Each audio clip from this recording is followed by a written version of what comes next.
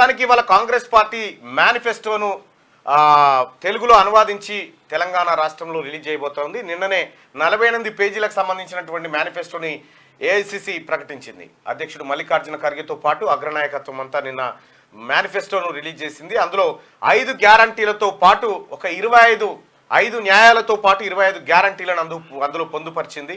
Congress party రాబోయేటువంటి లోక్సభ ఎన్నికల్లో విజయం సాధిస్తే ఇవన్నీ ఈ దేశ ప్రజలకు అందించడానికి మేము సిద్ధంగా ఉన్నామంటూ ఒక హామీ పత్రాన్ని ప్రజల ముందు ఉంచింది. ఆ హామీ పత్రమే మేనిఫెస్టో. ఇక సరే, మేనిఫెస్టో ఎంతవరకు అది అమలు చేయబడతా ఉంది, దానికి ఉన్నటువంటి శాంటిటీ ఏందనేటువంటి ప్రశ్నలు అనేకం ఉన్నాయి. సరే, కాకపోతే ఏంటంటే ఒక పత్ర రూపంలో ప్రజల్లోకి తీసుకుపోవడము, అది ప్రజల్ని మేము ఇది కొంత జవాబుదారితనంగా దాన్ని చూపించేటువంటి ప్రయత్నం అయితే చేస్తూ ఉంది. అయితే అందులో ప్రధానంగా ఒక అంశాన్ని ఇండియన్ నేషనల్ కాంగ్రెస్ పార్టీ ప్రజలకు చెప్తా ఉంది. రిజర్వేషన్ల పరిమితి 50% ఎత్తివేస్తాం, తద్వారా ఓబీసీలకు అత్యధికమైనటువంటి అవకాశాలు దొరుకుతాయి అనేది దాని సారాంశం. అయితే మనం ఒకసారి ఈ రిజర్వేషన్లటువంటి ప్రధానమైనటువంటి అంశం భారతదేశంలో ఈ రిజర్వేషన్, ఆ తర్వాత కాస్ట్ సిస్టమ్ ఇవన్నీ. కానీ రిజర్వేషన్ల విషయానికి వస్తే కాకా కాలేర్కర్ కమిషన్ నుంచి బీపీ మండల్ కమిషన్ వరకు, ఆ తర్వాత జనతా సర్కార్, ఆ తర్వాత విపి సింగ్ వరకు ఈ రిజర్వేషన్లకు సంబంధించినటువంటి ఒక అంశం చర్చకు వచ్చింది, తెరపైకి వచ్చింది.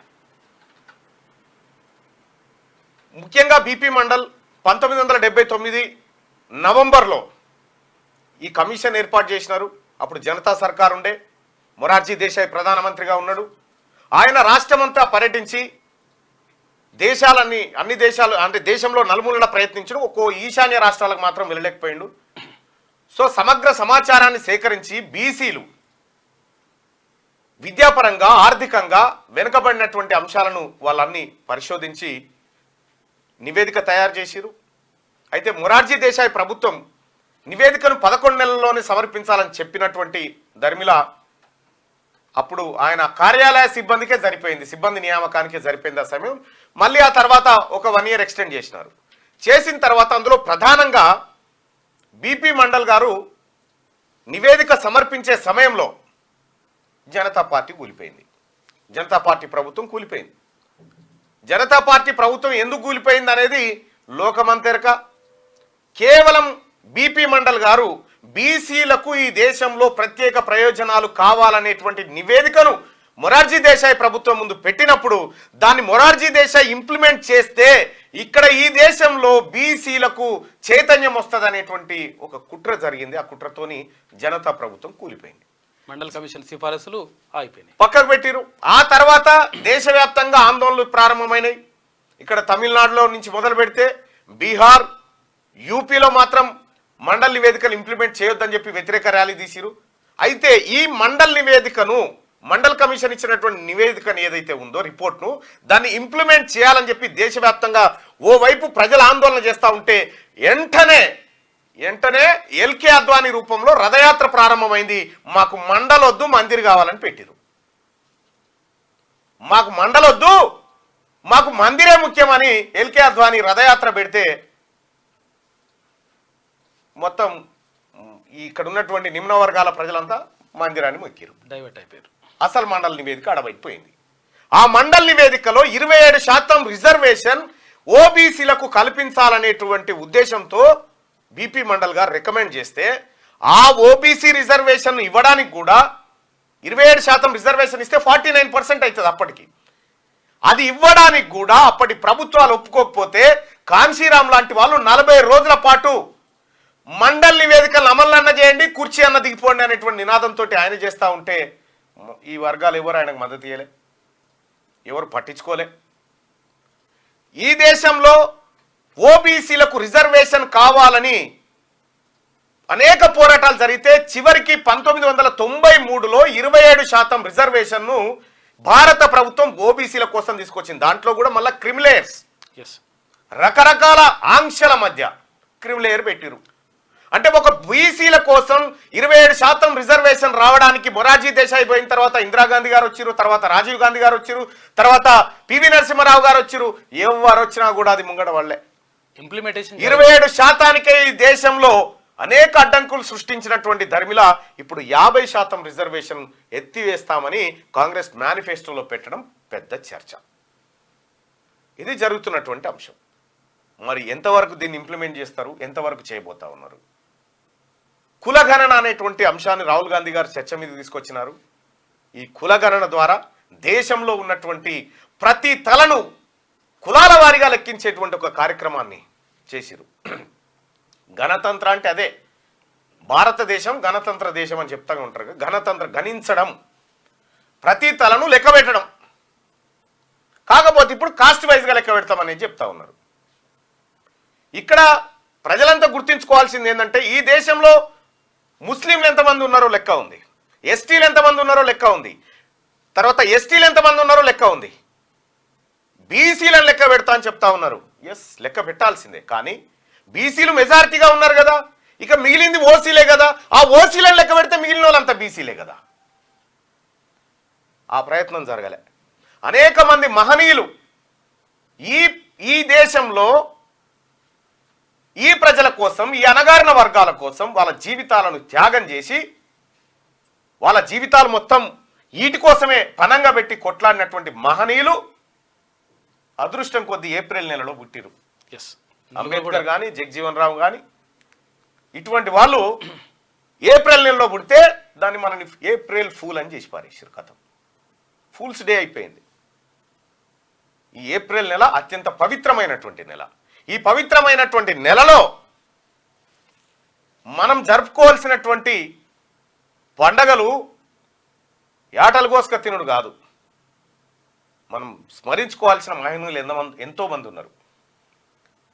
ఇవాళ ఏప్రిల్ 6 తారీఖు. ఈ ప్రస్తావన ఎందుకు చెప్తా ఉన్నంటే, చెల్లె రేలారే రేలా గంగా ఒక పాటను, మహనీయులకు సంబంధించినటువంటి ఒక పాటను ఇవాళ ఈ ప్రపంచం ముందుకు తీసుకొచ్చింది. ఆ పాటను ఒకసారి మార్నింగ్ న్యూస్లో చూద్దామన్న ఉద్దేశంతో అలాగే చెల్లెని కూడా ఆహ్వానించడం జరిగింది. దా చెల్లె. అలాగే బాంబే ఏమంటారు, బాంబే నారాయణ గారు ఈ పాటను రండన్న. ఈ పాటకు నిర్మాత వెన్నుముక లాంటి వ్యక్తి ఈ పాటను అందించిండు. నారాయణ అన్న బాంబేలో తెలుగు వారందరినీ ఒకతాటికి తేవడం కోసం ఆయన చేసినటువంటి ప్రయత్నాలు, పైసలు లేక, బస్ కిరాయి ఛార్జీలు లేక ఇంటింటికి తిరిగిపోయి అందరికి జమ చేసి తెలుగువారి ఐక్యత అంటూ ఆ రోజుల్లోనే తెలుగువారి కోసం పత్రికను ఏర్పాటు చేసినటువంటి గొప్ప వ్యక్తి ఈ పాటకు సహకరించడం. చెల్లె గంగా మీకు తెలుసు, అనేకమైనటువంటి సామాజిక స్పృహ ఉన్నటువంటి ఏది పాటలను మన ముందుకు తీసుకొచ్చింది. చెల్లె సారథ్యంలో నారాయణన్న సహకారంతో వచ్చినటువంటి ఈ పాటను ఒక్కసారి చూద్దాం. ఎక్కడుందిరా? యూట్యూబ్లో ఉంటుందిరా.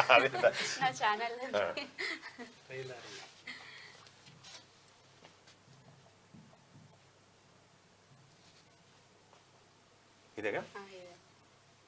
Hey guys, welcome back to my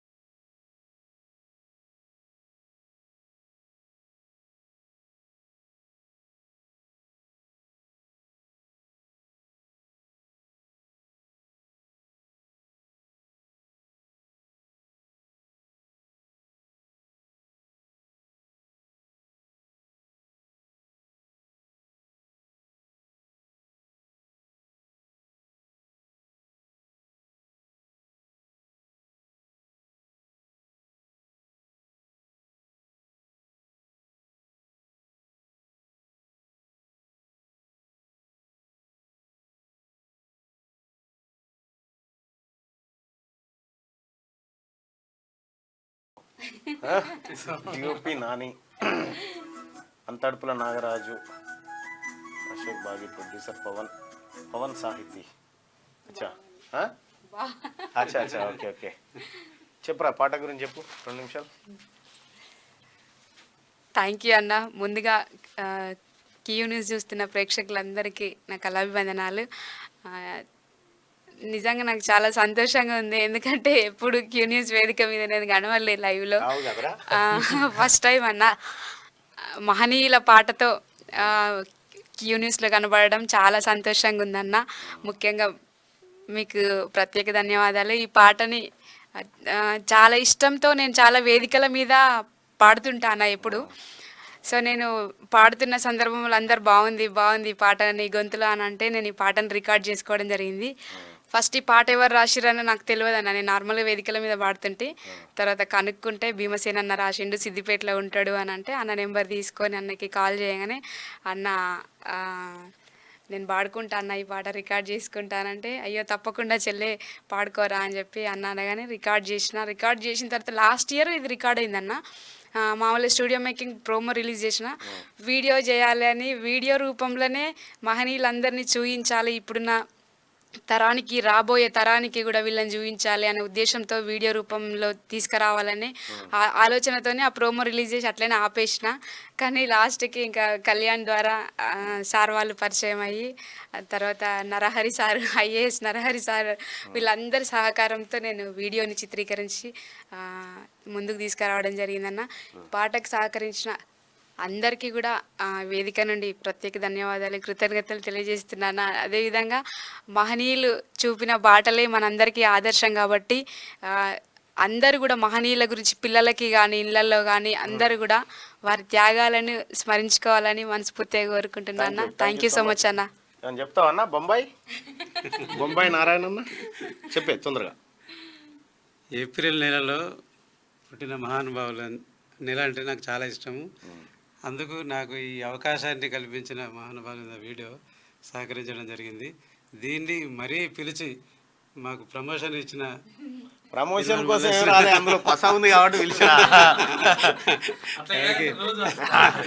promotion కోసం పిలవలే, అందులో ఆ పాట అవసరం సమాజానికి కొరకు అందరికి. థ్యాంక్ యూ సో మచ్ మీరు సహకరించినందుకు. థ్యాంక్ యూ రా చెల్లె. వచ్చే ఏడాది మంచి పాటది ఇంకా. Okay thank you so much.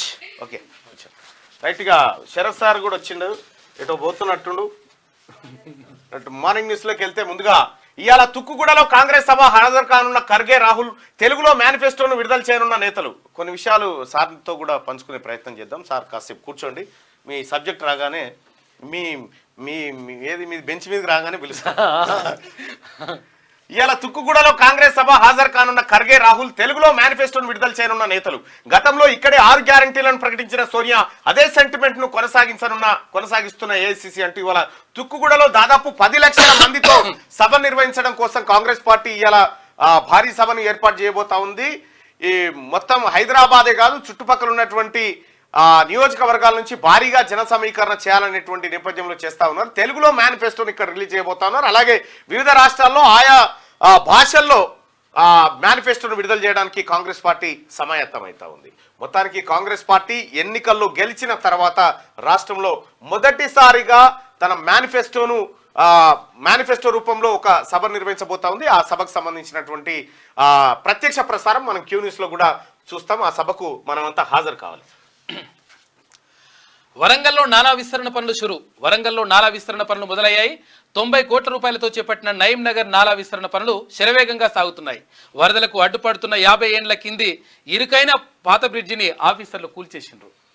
గట్టిగా 25 గ్యారంటీస్ లోక్సభ ఎన్నికల కాంగ్రెస్ మేనిఫెస్టో రిలీజ్. యువత, రైతులు, మహిళలు, కార్మికులు, అణగారిన వర్గాలకు 5 చొప్పున మొత్తం 25 గ్యారంటీలతో మేనిఫెస్టోను మన ముందుకు తీసుకొస్తా ఉంది కాంగ్రెస్ పార్టీ. పెట్రోల్ ధరలు తగ్గింపు, ఎంఎస్పీకి చట్టబద్ధత, పేద మహిళలకు ఏటా ₹1,00,000 సహాయం, జాబ్ క్యాలెండర్, 30 లక్షల ఉద్యోగాల భర్తీ, కేంద్ర ఉద్యోగాల్లో మహిళలకు 50% కోటా, రిజర్వేషన్లపై 50% లిమిట్ ఎత్తివేత, ఈడబ్ల్యూఎస్ లో అన్ని కులాలకు కోటా ఇవ్వబోతా ఉన్నామని చెప్పి చెప్తా ఉన్నారు. ఇక లోక్సభ ఎన్నికల్లో కాంగ్రెస్ పార్టీ మేనిఫెస్టో రిలీజ్ చేసింది. కేంద్ర ప్రభుత్వ శాఖల్లో ఖాళీగా ఉన్న 30 లక్షల ఉద్యోగాల భర్తీ చేస్తామని, జాతీయ స్థాయిలో కులగణన చేపడతామని, రిజర్వేషన్లపై 50% పరిమితిని ఎత్తేస్తామని, కనీస మద్దతు ధర లీగల్ గ్యారంటీ ఇస్తామని ప్రకటించింది. మహాలక్ష్మి స్కీమ్ కింద ప్రతి పేద కుటుంబంలోని పెద్ద వయసు మహిళలకు ఏటా ఎలాంటి షరతులు లేకుండా ₹1,00,000 ఆర్థిక సాయం చేస్తామని హామీ ఇచ్చింది. మేనిఫెస్టోలో 5 న్యాయ్ 25 గ్యారంటీ అంశానికి ప్రాధాన్యం ఇచ్చామని తెలిపింది. ఇందులో భాగంగా యువత, రైతులు, మహిళలు, కార్మికులు, అణగారిన వర్గాల కోసం ఒక్కో వర్గానికి 5 గ్యారంటీల చొప్పున మొత్తం 25 గ్యారంటీలను మేనిఫెస్టోలో చేర్చింది. గత 10 ఏళ్లలో పెట్రోల్, డీజిల్ ధరలు బాగా పెరిగిన నేపథ్యంలో పెట్రోల్ ఉత్పత్తుల ధరలను తగ్గిస్తామని పేర్కొంది. శుక్రవారం ఢిల్లీలోని ఏఐసిసి హెడ్ క్వార్టర్ లో జరిగిన కార్యక్రమంలో పార్టీ చీఫ్ మల్లికార్జున ఖర్గే మేనిఫెస్టోను రిలీజ్ చేశారు. కార్యక్రమంలో పార్టీ చీఫ్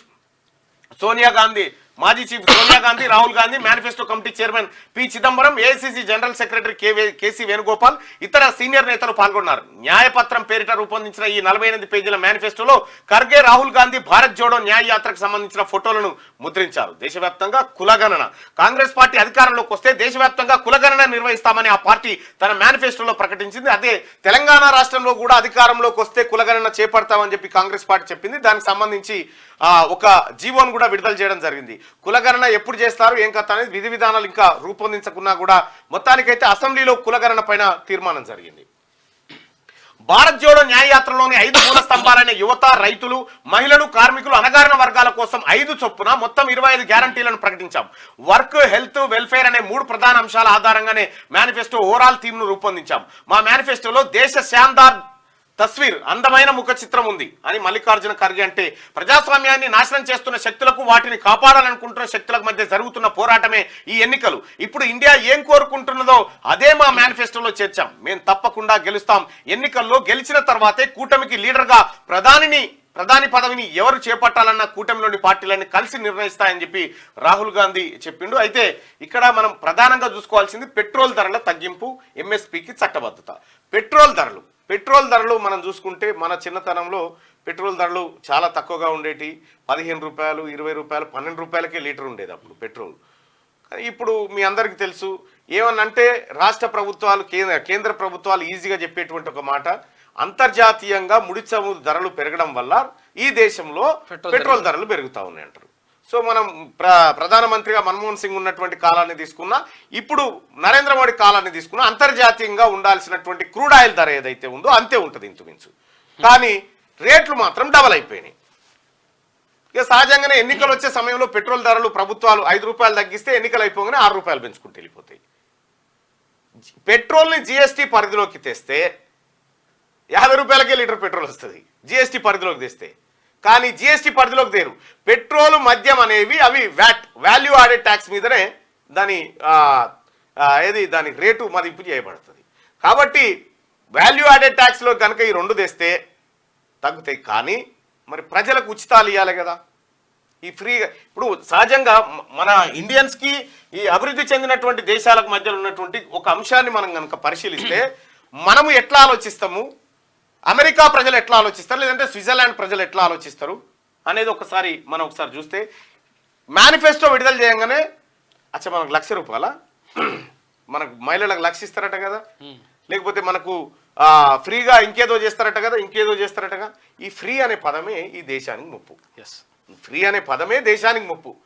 అమెరికాలో ఇప్పుడు 6 గ్యారంటీలను ఒక కాంగ్రెస్ పార్టీ అంశం కాదు, రేపు భారతీయ జనతా పార్టీ చేసినా, బీఆర్ఎస్ చేసినా, ఇంకో పార్టీ మేనిఫెస్టో విడుదల చేసినా, మీకు ఇల్లు ఫ్రీ, లేకపోతే మీకు భూమి ఫ్రీ, లేకపోతే మీకు పెన్షన్లు పెంచిస్తాం, మిమ్మల్ని కూర్చుండబెట్టి చేస్తాము అనేటువంటి ఈ లెక్కలు మనం చూసుకుంటాం కదా. ఇవి చదివి దీన్ని బట్టి మనం ఓటేయాలన్నా వద్దా, ఎవడెక్కిస్తుండో గారికి. కానీ అభివృద్ధి చెందినటువంటి దేశాల్లో సివిలైజ్ అయినటువంటి పబ్లిక్ ఏం ఆలోచిస్తారంటే, ఇవన్నిటి వల్ల నేను ఎంత ట్యాక్స్ కట్టాల్సి ఉంటుంది, ఎంత పన్ను పే చేయాలి, నా మీద ఇక్కడ ఎంత ఉచితాలు పెరుగుతుంటే ఇక్కడ పన్నుల శాతం అంత పెరుగుతూ ఉంటుంది. ఎక్కడికేం తెచ్చిస్తారు? ప్రధానమంత్రి నరేంద్ర మోడీ గారు ఆయన జేబులకేం ఇచ్చేది లేదు, రేపు రాబోయే ప్రభుత్వాలు వాళ్ళ జేబులకేం ఇచ్చేది లేదు. ఇదంతా ప్రజల నుంచి వసూలు చేసి ప్రజలకు కట్టేటువంటి విధానం.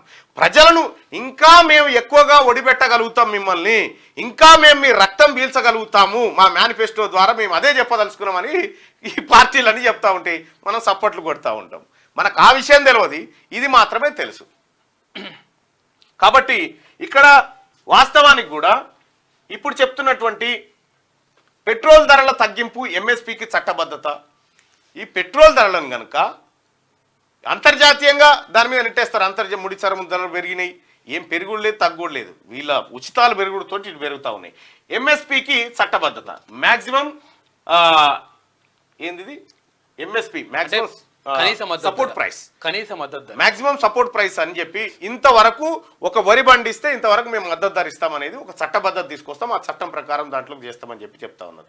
అయితే గత కొన్నేళ్ళుగా ఈ దేశంలో చాక్ పీస్ తయారు చేసినోడు కూడా దానికి ధర ఎంతో వాడే నిర్ణయిస్తాడు. కానీ ఈ దేశంలో రైతు పండించిన పంటకు మాత్రం రైతు ధర నిర్ణయించలేడు. ఏ దళారో ఇంకెవడో నిర్ణయించాలి. పేద మహిళలకు ఏటా ₹1,00,000 సహాయం చేస్తామని కాంగ్రెస్ పార్టీ తన మేనిఫెస్టోలో పెట్టింది. ఇక జాబ్ క్యాలెండర్ని 30 లక్షల ఉద్యోగాల భర్తీ చేస్తామని హామీతో పాటు ఇది అవసరమైనటువంటి అంశం. తర్వాత కేంద్ర ఉద్యోగాల్లో మహిళలకు 50% కోటా. కేంద్ర ప్రభుత్వ ఉద్యోగాల్లో మహిళలకు 50% కోటా. ఎస్, ఈ సమాజంలో సగభాగం ఉన్నటువంటి మహిళలకు 50% కోటా ఇవ్వాల్సిందే. కాకపోతే ఏం జరుగుతా ఉందంటే ఆ కోటా ప్లస్ జనరల్ కోటా, ఈ 2 కోటాలు కలిపి మహిళలకు ఎక్కువ అవుతా ఉంది. 75 అవుతారు, 25 25 అవుతా అయితే ఇప్పుడు పెళ్లి చేసుకుంటారు కదా. పెళ్లి చేసుకుంటే ఏమవుతుందంటే ఒకవేళ ఉద్యోగం వచ్చిన అమ్మాయి ఉంటది కదా, ఉద్యోగం వచ్చిన పిల్లగానే పెళ్లి చేసుకుంటది. ఒకవేళ ఉద్యోగం వచ్చిన పిల్లగాడు ఉన్నాడు అనుకో, ఉద్యోగం లేని అమ్మాయినైనా పెళ్లి చేసుకుంటాడు. అంటే ఇప్పుడు అబ్బాయిలకు నష్టం జరుగుతుంది. ఎటుగుడుక అబ్బాయిలకు నష్టం. రిజర్వేషన్లపై 50% లిమిట్ ఎత్తివేత. 50% లిమిట్ ఎప్పుడో దాటిపోయింది. ఈడబ్ల్యూఎస్ కోటా పెట్టేసినాం ఆల్రెడీ. 60%కి ఎప్పుడో వెళ్ళిపోయింది. కాబట్టి ఇక్కడ ఈ రిజర్వేషన్ల లిమిట్ ఎత్తివేత అనేటువంటి అంశం ఏదైతే ఉందో ఇది మళ్ళీ ఒకసారి దేశవ్యాప్తంగా చర్చకు దారితీస్తుంది. ఇప్పటికే చర్చ అవుతా ఉంది. ఈడబ్ల్యూఎస్ లో అన్ని కులాలకు కోటా కల్పిస్తాం. అయితే ఈ ఏబిసిడి వర్గీకరణ అనేటువంటి అంశం ఏదైతే ఉందో, మందకృష్ణ మాదిక్ గారు చేస్తున్నటువంటి డిమాండ్ ఏదైతే ఉందో ఇదే. ఎస్సీలో ఉన్నటువంటి ఉపకులాలకు కూడా వారి వాటా దక్కాలి. కేవలం 1-2 కులాలు మాత్రమే, అందులో దాదాపు 58-59 ఉపకులాలు ఉన్నాయి. దాంట్లో 57 ఉపకులాలు ఉన్నాయి. 57 ఉపకులాలకు ఎలాంటి న్యాయం జరగట్లేదు. కేవలం 1-2 మాత్రమే అందులో రిజర్వేషన్ ఫలాలు పొందుతున్నారనేది దాని సారాంశం. దానికోసమే ఎస్సీ వర్గీకరణ అంశం ఆయన గత 30 ఏళ్ల నుంచి పోరాటంగా మలుచుకొని తీసుకొస్తా ఉన్నాడు. అయితే దీన్ని ఈడబ్ల్యూఎస్ లో అమలు చేస్తామని చెప్పి కాంగ్రెస్ పార్టీ తన మేనిఫెస్టోలో పెట్టింది. ఇది ఎన్నికల మేనిఫెస్టోకి సంబంధించినటువంటి అంశం. ఇవాళ తెలుగులో తుక్కుగూడలో భారీ బహిరంగ సభ ద్వారా కాంగ్రెస్ పార్టీ తెలుగులో ఈ మేనిఫెస్టోను విడుదల చేయబోతా ఉంది. ప్రకటించిన తర్వాత మొట్టమొదటి సభ.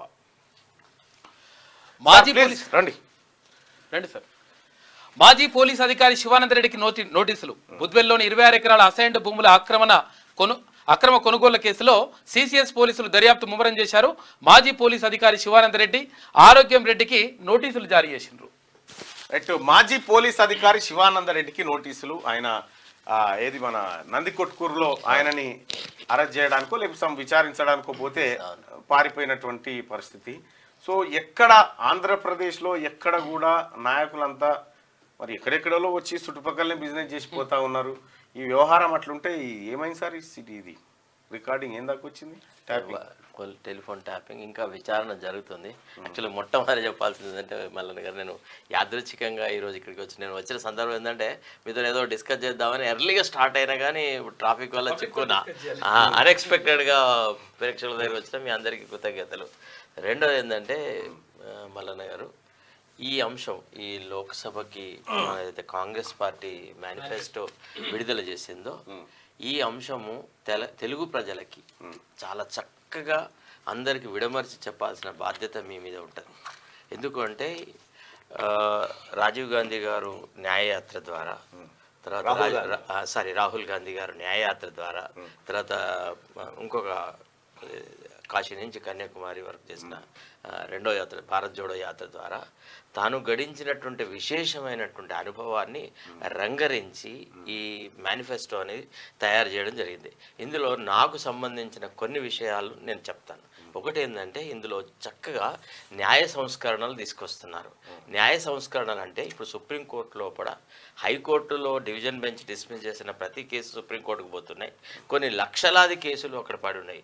అందులో క్రిమినల్ అప్పీల్స్ ఉన్నాయి, అంటే జీవిత ఖైదు, తర్వాత మరణశిక్ష వేసినటువంటి కేసులు, కొన్ని రకరకాల ఆస్తులకు సంబంధించిన వివాదాలు అట్లనే పెండింగ్లో ఉన్నాయి. తర్వాత ఎమ్మెల్యేలు మూకుమ్మడిగా ఒక పార్టీని వదిలెట్టి, ఎన్నికైన పార్టీని వదిలెట్టి వేరే పార్టీలోకి పోతే వాళ్ళకు సంబంధించిన వివాదాలు. తర్వాత మంత్రుల మీద, ఎమ్మెల్యేల మీద, తర్వాత ఎంపీల మీద వచ్చినటువంటి అవినీతి ఆరోపణలకు సంబంధించిన వివాదాలని ఇట్లాంటి అన్నిటినీ విడమర్చి అంటే ఒక జల్లెడ పడుతున్నారు అనమాట. అంటే సుప్రీంకోర్టులో 2 విభాగాలను ఏర్పరుస్తున్నారు. ఒకటి రాజ్యాంగపరమైనటువంటి అంశాలను పరిశీలించడానికి 7 సీనియర్ సభ్యులతోని ఒక కాన్స్టిట్యూషనల్ బెంచ్ ఏర్పరుస్తున్నారు. ఈ సిస్టమ్ అమెరికాలో ఉంది ఆల్రెడీ. అట్లాంటి సిస్టమే మన దగ్గర తీసుకున్నాం.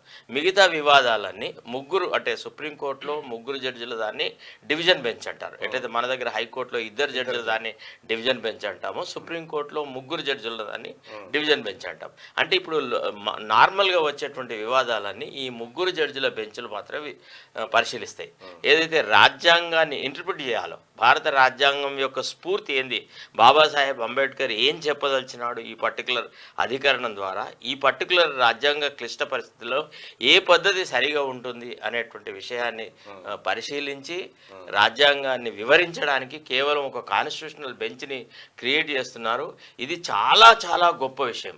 రెండోది ఏంటంటే ఈ లోక్పాల్ నియామకం విషయంలో తర్వాత సుప్రీంకోర్టుకు ఎంత అటానమీ ఇవ్వదలుచుకుందంటే మా ఈ మేనిఫెస్టో ద్వారా ఇప్పుడు ఏదైతే కేంద్ర ప్రభుత్వం మోడీ నేతృత్వంలోని ప్రభుత్వము ఎలక్షన్ కమిషన్ ఆఫ్ ఇండియాను తర్వాత ఈడీని, సిబిఐని, లోక్పాల్ని ఇట్లా రకరకాల సంస్థల్ని తమ గుత్తాధిపత్య సంస్థలుగా మార్చుకొని ఈడీ అనేటువంటి ఒక సాధనం ద్వారా దాన్ని ఒక ఆయుధంగా మార్చుకొని ప్రతిపక్ష పార్టీలన్నింటినీ చీల్చి చెండాడి వాళ్ళ పార్టీలో ఉన్నటువంటి గాడిదలన్నీ వీళ్ళ పార్టీలో చేర్చుకొని వీటిని గంగిగోవులుగా ప్రకటిస్తున్న తీరుని మేము అడ్డుకుంటాము అని ఈ ఎలక్షన్ మేనిఫెస్టోలో చెప్పబడింది. అంటే స్వర్గీయ రాజీవ్ గాంధీ గారు 52వ సవరణ ద్వారా రాజ్యాంగానికి సంబంధించిన సవరణ ద్వారా 10th షెడ్యూల్ అనేది ఒకటి యాడ్ చేసినారు. దానివల్ల ఏంటంటే ఒక పార్టీ సింబల్ మీద ఎన్నికైన వ్యక్తి మరో పార్టీలోకి చేరితే అది తప్పు, స్ప్లిట్గా జరగాలి. అంటే 2/3 మెంబర్స్ స్ప్లిట్ అయితే తప్ప ఒక విధానపరమైన అంశం మీద ఆయా శాసనసభ్యులు కానీ ఎంపీలు కానీ తమ పార్టీతో విభేదించి వేరే పార్టీలకు చేరే పొందుపాటు కల్పించినారు. వాళ్ళు ఇది ఊహించలేదు కదా. అంటే ఎట్లా కేసీఆర్ లాగా పార్టీ ఫిరాయింపుల చట్టం. ఈ పార్టీ ఫిరాయింపుల చట్టం లోపల ఇప్పుడు ఒక సవరణ తీసుకొస్తున్నారు. దీని ప్రకారం ఏంటంటే ఒకవేళ కాంగ్రెస్ ప్రభుత్వం కనుక కేంద్రంలో ఏర్పడే పక్షంలో ఏ వ్యక్తి అయినా కానీ ఎంతమంది అని ఉండని, వాళ్ళు 2/3 ఉండని 190 మొత్తం కంప్లీట్ సభ్యులు కూడా ఒకవేళ జెండా మారిస్తే వాళ్ళందరూ వాళ్ళ సభ్యత్వం ఆటోమేటిక్గా కోల్పోయేటువంటి ఒక సవరణని రాజ్యాంగానికి తీసుకొస్తున్నారు. ఇది భారతదేశంలో కూడా ఒక రాజకీయ వ్యవస్థను ప్రక్షాళన చేయడానికి చాలా అత్యధికంగా ఉపయోగపడుతుంది. రెండోది ఒక ముఖ్యమైన అంశం నిన్న రాహుల్ గాంధీ గారు, మల్లికార్జున ఖర్గే గారు నిజంగా ఒక గొప్ప విషయం ఏంటంటే ఒక భీష్మాచార్యుడు లాగా మల్లికార్జున ఖర్గే గారు, ఒక అభిమన్యుడు లాగా ఒక రాహుల్ గాంధీ చాలా చక్కని ఒక తాల్మీల్తో ఒక మంచి విధాన నిర్ణయాలు చేస్తున్నారు. ఈయన నిన్న ఒక విషయం చెప్తున్నాడు. ఏమని అంటే ఇప్పుడు లోక్సభ స్పీకర్లుగా ఉన్నవాళ్ళు లేదా రాష్ట్రాల శాసనసభల స్పీకర్లు ఉన్నవాళ్ళు వీళ్ళు ఆయా అధికార పార్టీలు సంబంధించిన వ్యక్తులు అయి ఉండి వీళ్ళు ఏది చెప్తే అదే చేస్తున్నారు. ఇప్పుడు గతంలో ఇప్పుడు కాంగ్రెస్ నుంచి ఎన్నికై తర్వాత కాంగ్రెస్ పార్టీ నుంచి టీఆర్ఎస్లోకి వచ్చిన 12 మంది ఎమ్మెల్యేల విషయంలో కానీ అంతకుముందు సురేష్ రెడ్డి స్పీకర్గా ఉండి చేసిన నిర్వాహకం కానీ ఇట్లాంటివన్నీ జరగకుండా స్పీకర్గా ఎన్నికైన మరుక్షణమే ఆయన ఆ అధికార పార్టీకి రాజీనామా చేసేసి అధికార పార్టీ స్పీకర్ మీద ఏ రకమైనటువంటి నియంత్రణ లేకుండా చేసేటువంటిది ఒక ప్రక్రియ. తర్వాత ఇంకొక గొప్ప గణనీయమైన మార్పు ఏంది అని అంటే కంపల్సరిగా 365 రోజులు అంటే ఒక సంవత్సర కాలంలో కూడా 100 రోజులు కంపల్సరీగా పార్లమెంటులు శాసనసభలు తమ సమావేశాలు జరుపుతాయి. అంటే తమకు వీలున్నప్పుడు తమకు అవసరం ఉన్నప్పుడు ఒక బిల్లును పాస్ చేయించుకోవడానికి 24 గంటల వ్యవధి లోపల శాసనసభను కానీ పార్లమెంటును కానీ సమావేశపరిచి తమ పబ్బం గడుచుకునేటువంటి ప్రక్రియకి ఇప్పుడు రద్దవుతుంది. అట్లాంటి ప్రక్రియ ఏది ఉండదు అనేది రెండో మూల ఉద్దేశంతో ఈనాడు తీసుకొచ్చినారు అనమాట. ఇది యాంటీ డిఫెక్షన్కి సంబంధించి. తర్వాత ఇంకా చాలా చాలా విషయాలు తీసుకొచ్చినారు. ఇప్పుడు అంటే గ్రామీణ రైతాంగంలో కూడా ఎవరైతే రాహుల్ గాంధీ గారు ప్రజలతో మాట్లాడినారు అంటే డైరెక్ట్ ఇంటరాక్షన్ అనేది ఒక మూల ఉద్దేశంతోనే ఆయన ఈ న్యాయ యాత్ర కానీ లేదా భారత్ జోడో యాత్ర కానీ తీసుకొచ్చినారు. దేశంలో విభిన్న కుల కులాల మధ్య, విభిన్న మతాల మధ్య ఒక వైషమ్యం ఏర్పడింది. ఇవాళ దేశంలో చాలా అశాంతికి కారణము ప్రభుత్వము వాళ్ళ వ్యక్తిగత విషయాలలో కూడా తలదూర్చడం అని. అయితే ఈ మన మేనిఫెస్టో ద్వారా ఒక ప్రామిస్ చేయడం జరిగింది. అంటే కట్టుబట్టల విషయంలో కానీ, మన ఆచార సాంప్రదాయాల విషయంలో కానీ, మీ ఆహారపు అలవాట్లలో కానీ ప్రభుత్వం ఏ రకంగా కూడా ఇంటర్ఫియర్ కాదు. ఎందుకంటే కర్ణాటకలో హిజబ్ మీద జరిగినటువంటి వివాదాన్ని దృష్టిలో పెట్టుకొని ఈ రకమైనటువంటి మార్పులు చేస్తున్నాము అని చెప్పబడింది. తర్వాత ఒక్కటి, కాంగ్రెస్ అధికారంలోకి వస్తుంది రాదు వేరు, కానీ ఒక 115 సంవత్సరాలు ఈ దేశాన్ని ఏలుకున్నటువంటి ఒక పార్టీగా విశేషమైనటువంటి అనుభవం గడించింది. ముఖ్యంగా దాదాపుగా 60 ఏళ్ళు కాంగ్రెస్ పార్టీతో ముడిపడిన మల్లికార్జున ఖర్గే గారి నేతృత్వంలోని తన అనుభవాన్ని రంగరించినాడు. తర్వాత ప్రజల పట్ల సహజంగా తనకున్నటువంటి ఆప్యాయతను, ప్రేమను రంగరించి ఈనాడు ఎలక్షన్ మేనిఫెస్టో అనేది తీసుకురావడం జరుగుతుంది. ఇంకా చాలా విషయాలు చెప్పినారు ఇందులో. అంటే ఈడీని కానీ, సిబిఐ కానీ స్వతంత్ర ప్రతిపత్తితో ఏర్పరుస్తాము, భవిష్యత్తులో ఏ రకమైన న్యాయ వ్యవస్థలో ఇంకొక గణనీయమైన మార్పును ఈనాడు ఈ కాంగ్రెస్ మేనిఫెస్టో అమలు చేస్తుంది. అదేంటంటే చాలామంది బీద బలహీన వర్గాల వాళ్ళకు చెందిన వాళ్ళు, నిమ్న కులాలకు చెందినటువంటి వాళ్ళు న్యాయమూర్తులుగా అవ్వట్లేదు. ఎందుకు అని అంటే, ఎట్లయితే రాజకీయ వ్యవస్థ లోపల వాళ్ళు, వాళ్ళ పిల్లలు, వాళ్ళ కొడుకులు, తండ్రులు, మనుమల దాకా ఏదైతే ఒక ప్రాపకం ఉందో, డెవలప్మెంట్ అనేది ఒక ఫోర్స్డ్ డెవలప్మెంట్ ఉందో, దీనికి అడ్డుకట్ట వేస్తాము. కంపల్సరీగా న్యూనతమైనటువంటి కులాలకు, అంటే ఎవరైతే అభివృద్ధికి నోచుకోలేదో ఎస్సీలకు, ఎస్టీలకు, తర్వాత విభిన్న రకాలైనటువంటి బీసీలకు కూడా సమాన ప్రతిపత్తి కలిపి న్యాయ వ్యవస్థ లోపల వాళ్ళ ప్రాతినిధ్యం పెంచుతామన్నారు. ఇది చాలా ఇంపార్టెంట్. మన కొలీజియం సిస్టమ్ను కూడా తీసేస్తున్నారు. కొలీజియం సిస్టమ్ తీసేసేసి మళ్ళీ న్యాయమూర్తుల అపాయింట్మెంట్ను చాలా ట్రాన్స్పరెంట్గా చేసేసి ఒక పద్ధతి ప్రకారంగా చేస్తాము అనేటువంటి మాట ఈనాడు ఎలక్షన్ మన మేనిఫెస్టో లోపల కాంగ్రెస్ వాళ్ళు చెప్పినారు. నిజానికి నిన్నటి ఏదైతే మన మేనిఫెస్టో అయితే రిలీజ్ అయిందో, ఇది పార్టీ అధికారంలోకి వస్తుందా రాదా, లేకపోతే ఇంకేం జరుగుతుంది, దేశ ప్రజలు ఈనాడు ఏం ఆలోచిస్తారు, ప్రస్తుత పరిస్థితులలో జరుగుతున్నటువంటి వ్యవస్థను కూలదోసేసి ఒక ప్రజాస్వామ్యమైన పరిపాలన తీసుకురావడానికి కృషి చేస్తే ఇది చాలా అద్భుతమైనటువంటి మేనిఫెస్టో. తర్వాత ఎంప్లాయ్మెంట్ గ్యారంటీల విషయంలో కూడా కంపల్సరీగా ఒక గొప్ప విషయం ప్రతిపాదించినారు. అది యువకులకు ఉద్దేశించింది ముఖ్యంగా. అంటే ఇప్పుడు మనం ఇంజనీరింగ్ చదువుతున్నాము, డాక్టర్ చదువుతున్నాం, లేకపోతే ఇంకేదైనా చదువుతున్నాం, అంటే అప్రెంటిస్ రావాల్సినటువంటి పనులు ఇప్పుడు ఐటీఐ ఉంది, లేకపోతే ఇంకా పాలిటెక్నిక్లలో చదివే వాళ్ళకి ఏంటంటే రాగానే ఇమీడియట్గా అప్రెంటిస్ దొరకట్లేదు.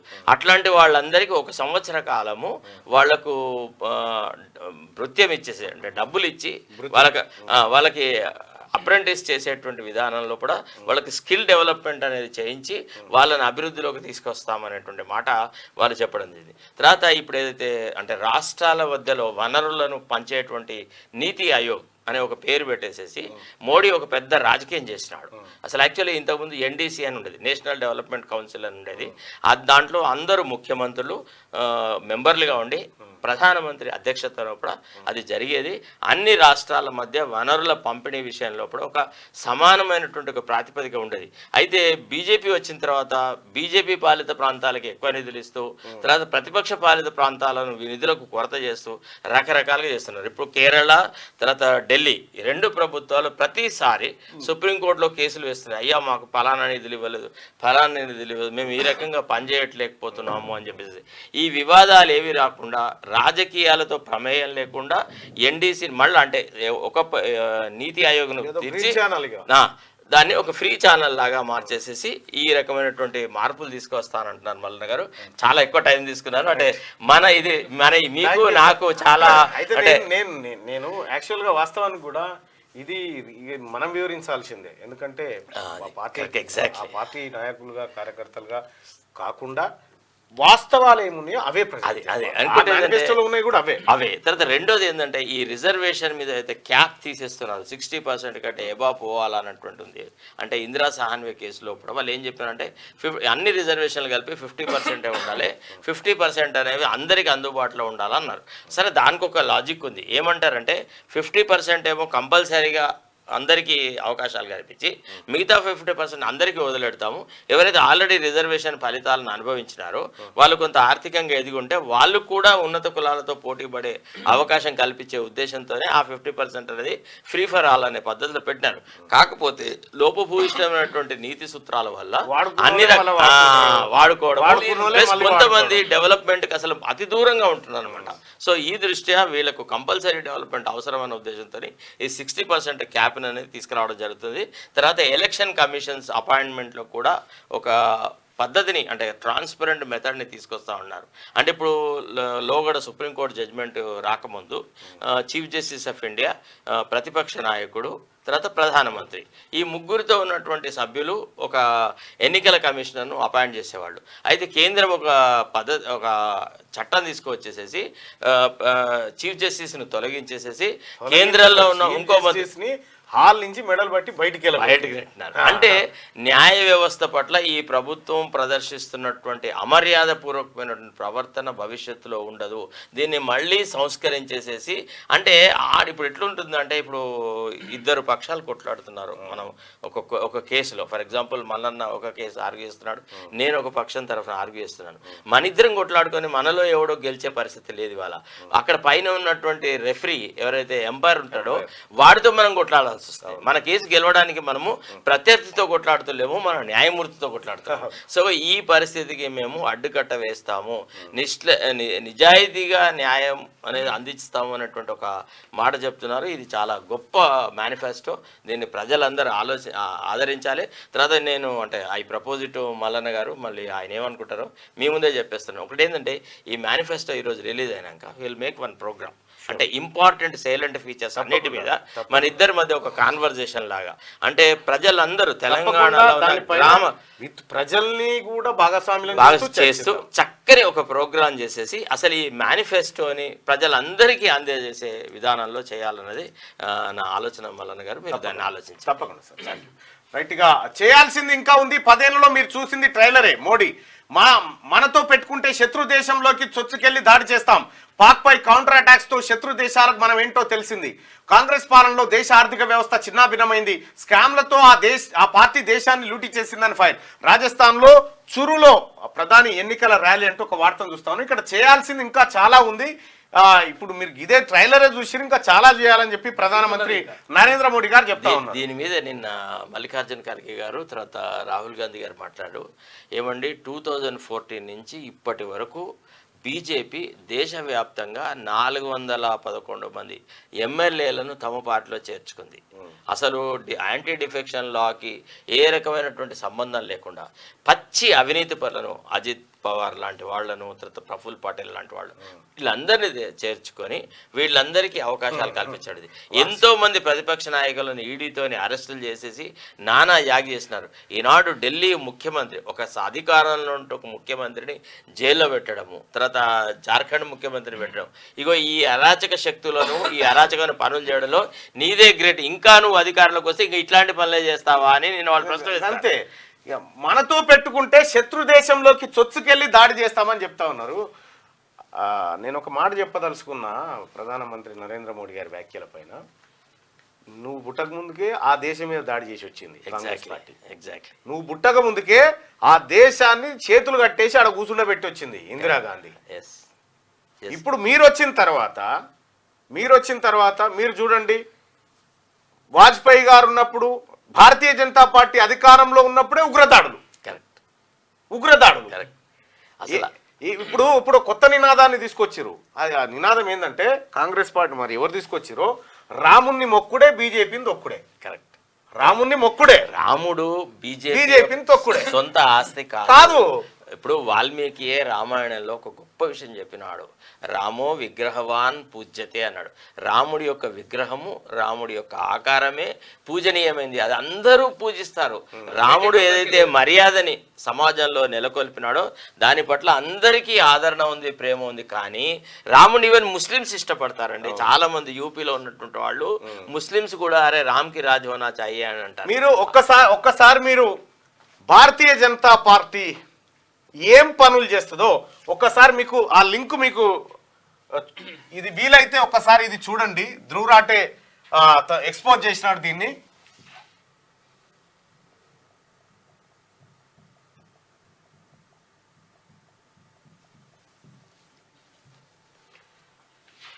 ఈ వీడియోను చూడండి. వీలైతే ఈ వీడియోను మీరు పరిశీలించండి.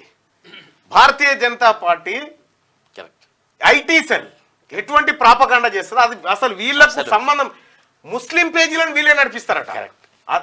ఇది ఎవరో చెప్తుంది కాదు, అదే ఐటీ సెల్లో పనిచేసి బయటికి వచ్చినటువంటి ఒక అబ్బాయి ఇదేందిరా నాయన, ఇదెక్కడి కథ అంటే లేని సమస్యను సృష్టించి ప్రజల మధ్య మతాలుగా విడగొట్టి మొత్తం ఇదే కథ.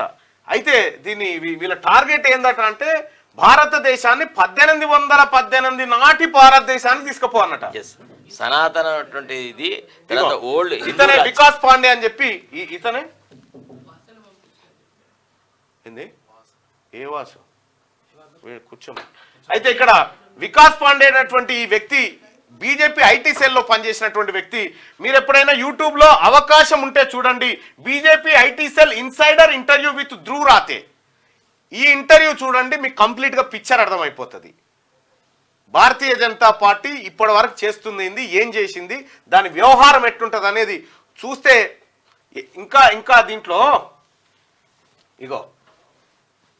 ఇగో భారతీయ సూపర్ 150 అని ఉంటుందట. సూపర్ 150 అంటే సోషల్ మీడియాలో భారతీయ జనతా పార్టీకి అనుకూలంగా పనిచేసేటువంటి సూపర్ 150 టీంను ప్రధానమంత్రి నరేంద్ర మోడీ గారు మాత్రం కలిసట వాళ్ళని. వీళ్ళ ట్విట్టర్లలో అబ్యూజివ్ లాంగ్వేజ్ యూజ్ చేసేటువంటి వ్యక్తులు వీళ్ళు. ఇట్లా ఆధారాలతో సహా ధ్రువ్ రాటే తీసుకొచ్చినాడు. ఇంకా అదే కాదు, వీళ్ళు ఏం చేస్తారంటే కుల మతాల పంచాయతీలు ఎట్లా పెట్టాలి, ఎక్కడెక్కడ చేయాలి, ఏ దాన్ని ట్రెండింగ్ లోకి తేవాలి, ప్రాపగాండ ఎట్లా చేయాలి. ఇక్కడ కనిపిస్తున్నటువంటి Indian army fans club, Indian support Indian army, ఇవన్నీ భారతీయ జనతా పార్టీ, దీనికి ఆర్మీకి సంబంధం లేదు. వీళ్ళే నిర్వహిస్తారు. వీళ్ళే నిర్వహించి ప్లీజ్ క్లోజ్ ద డోర్.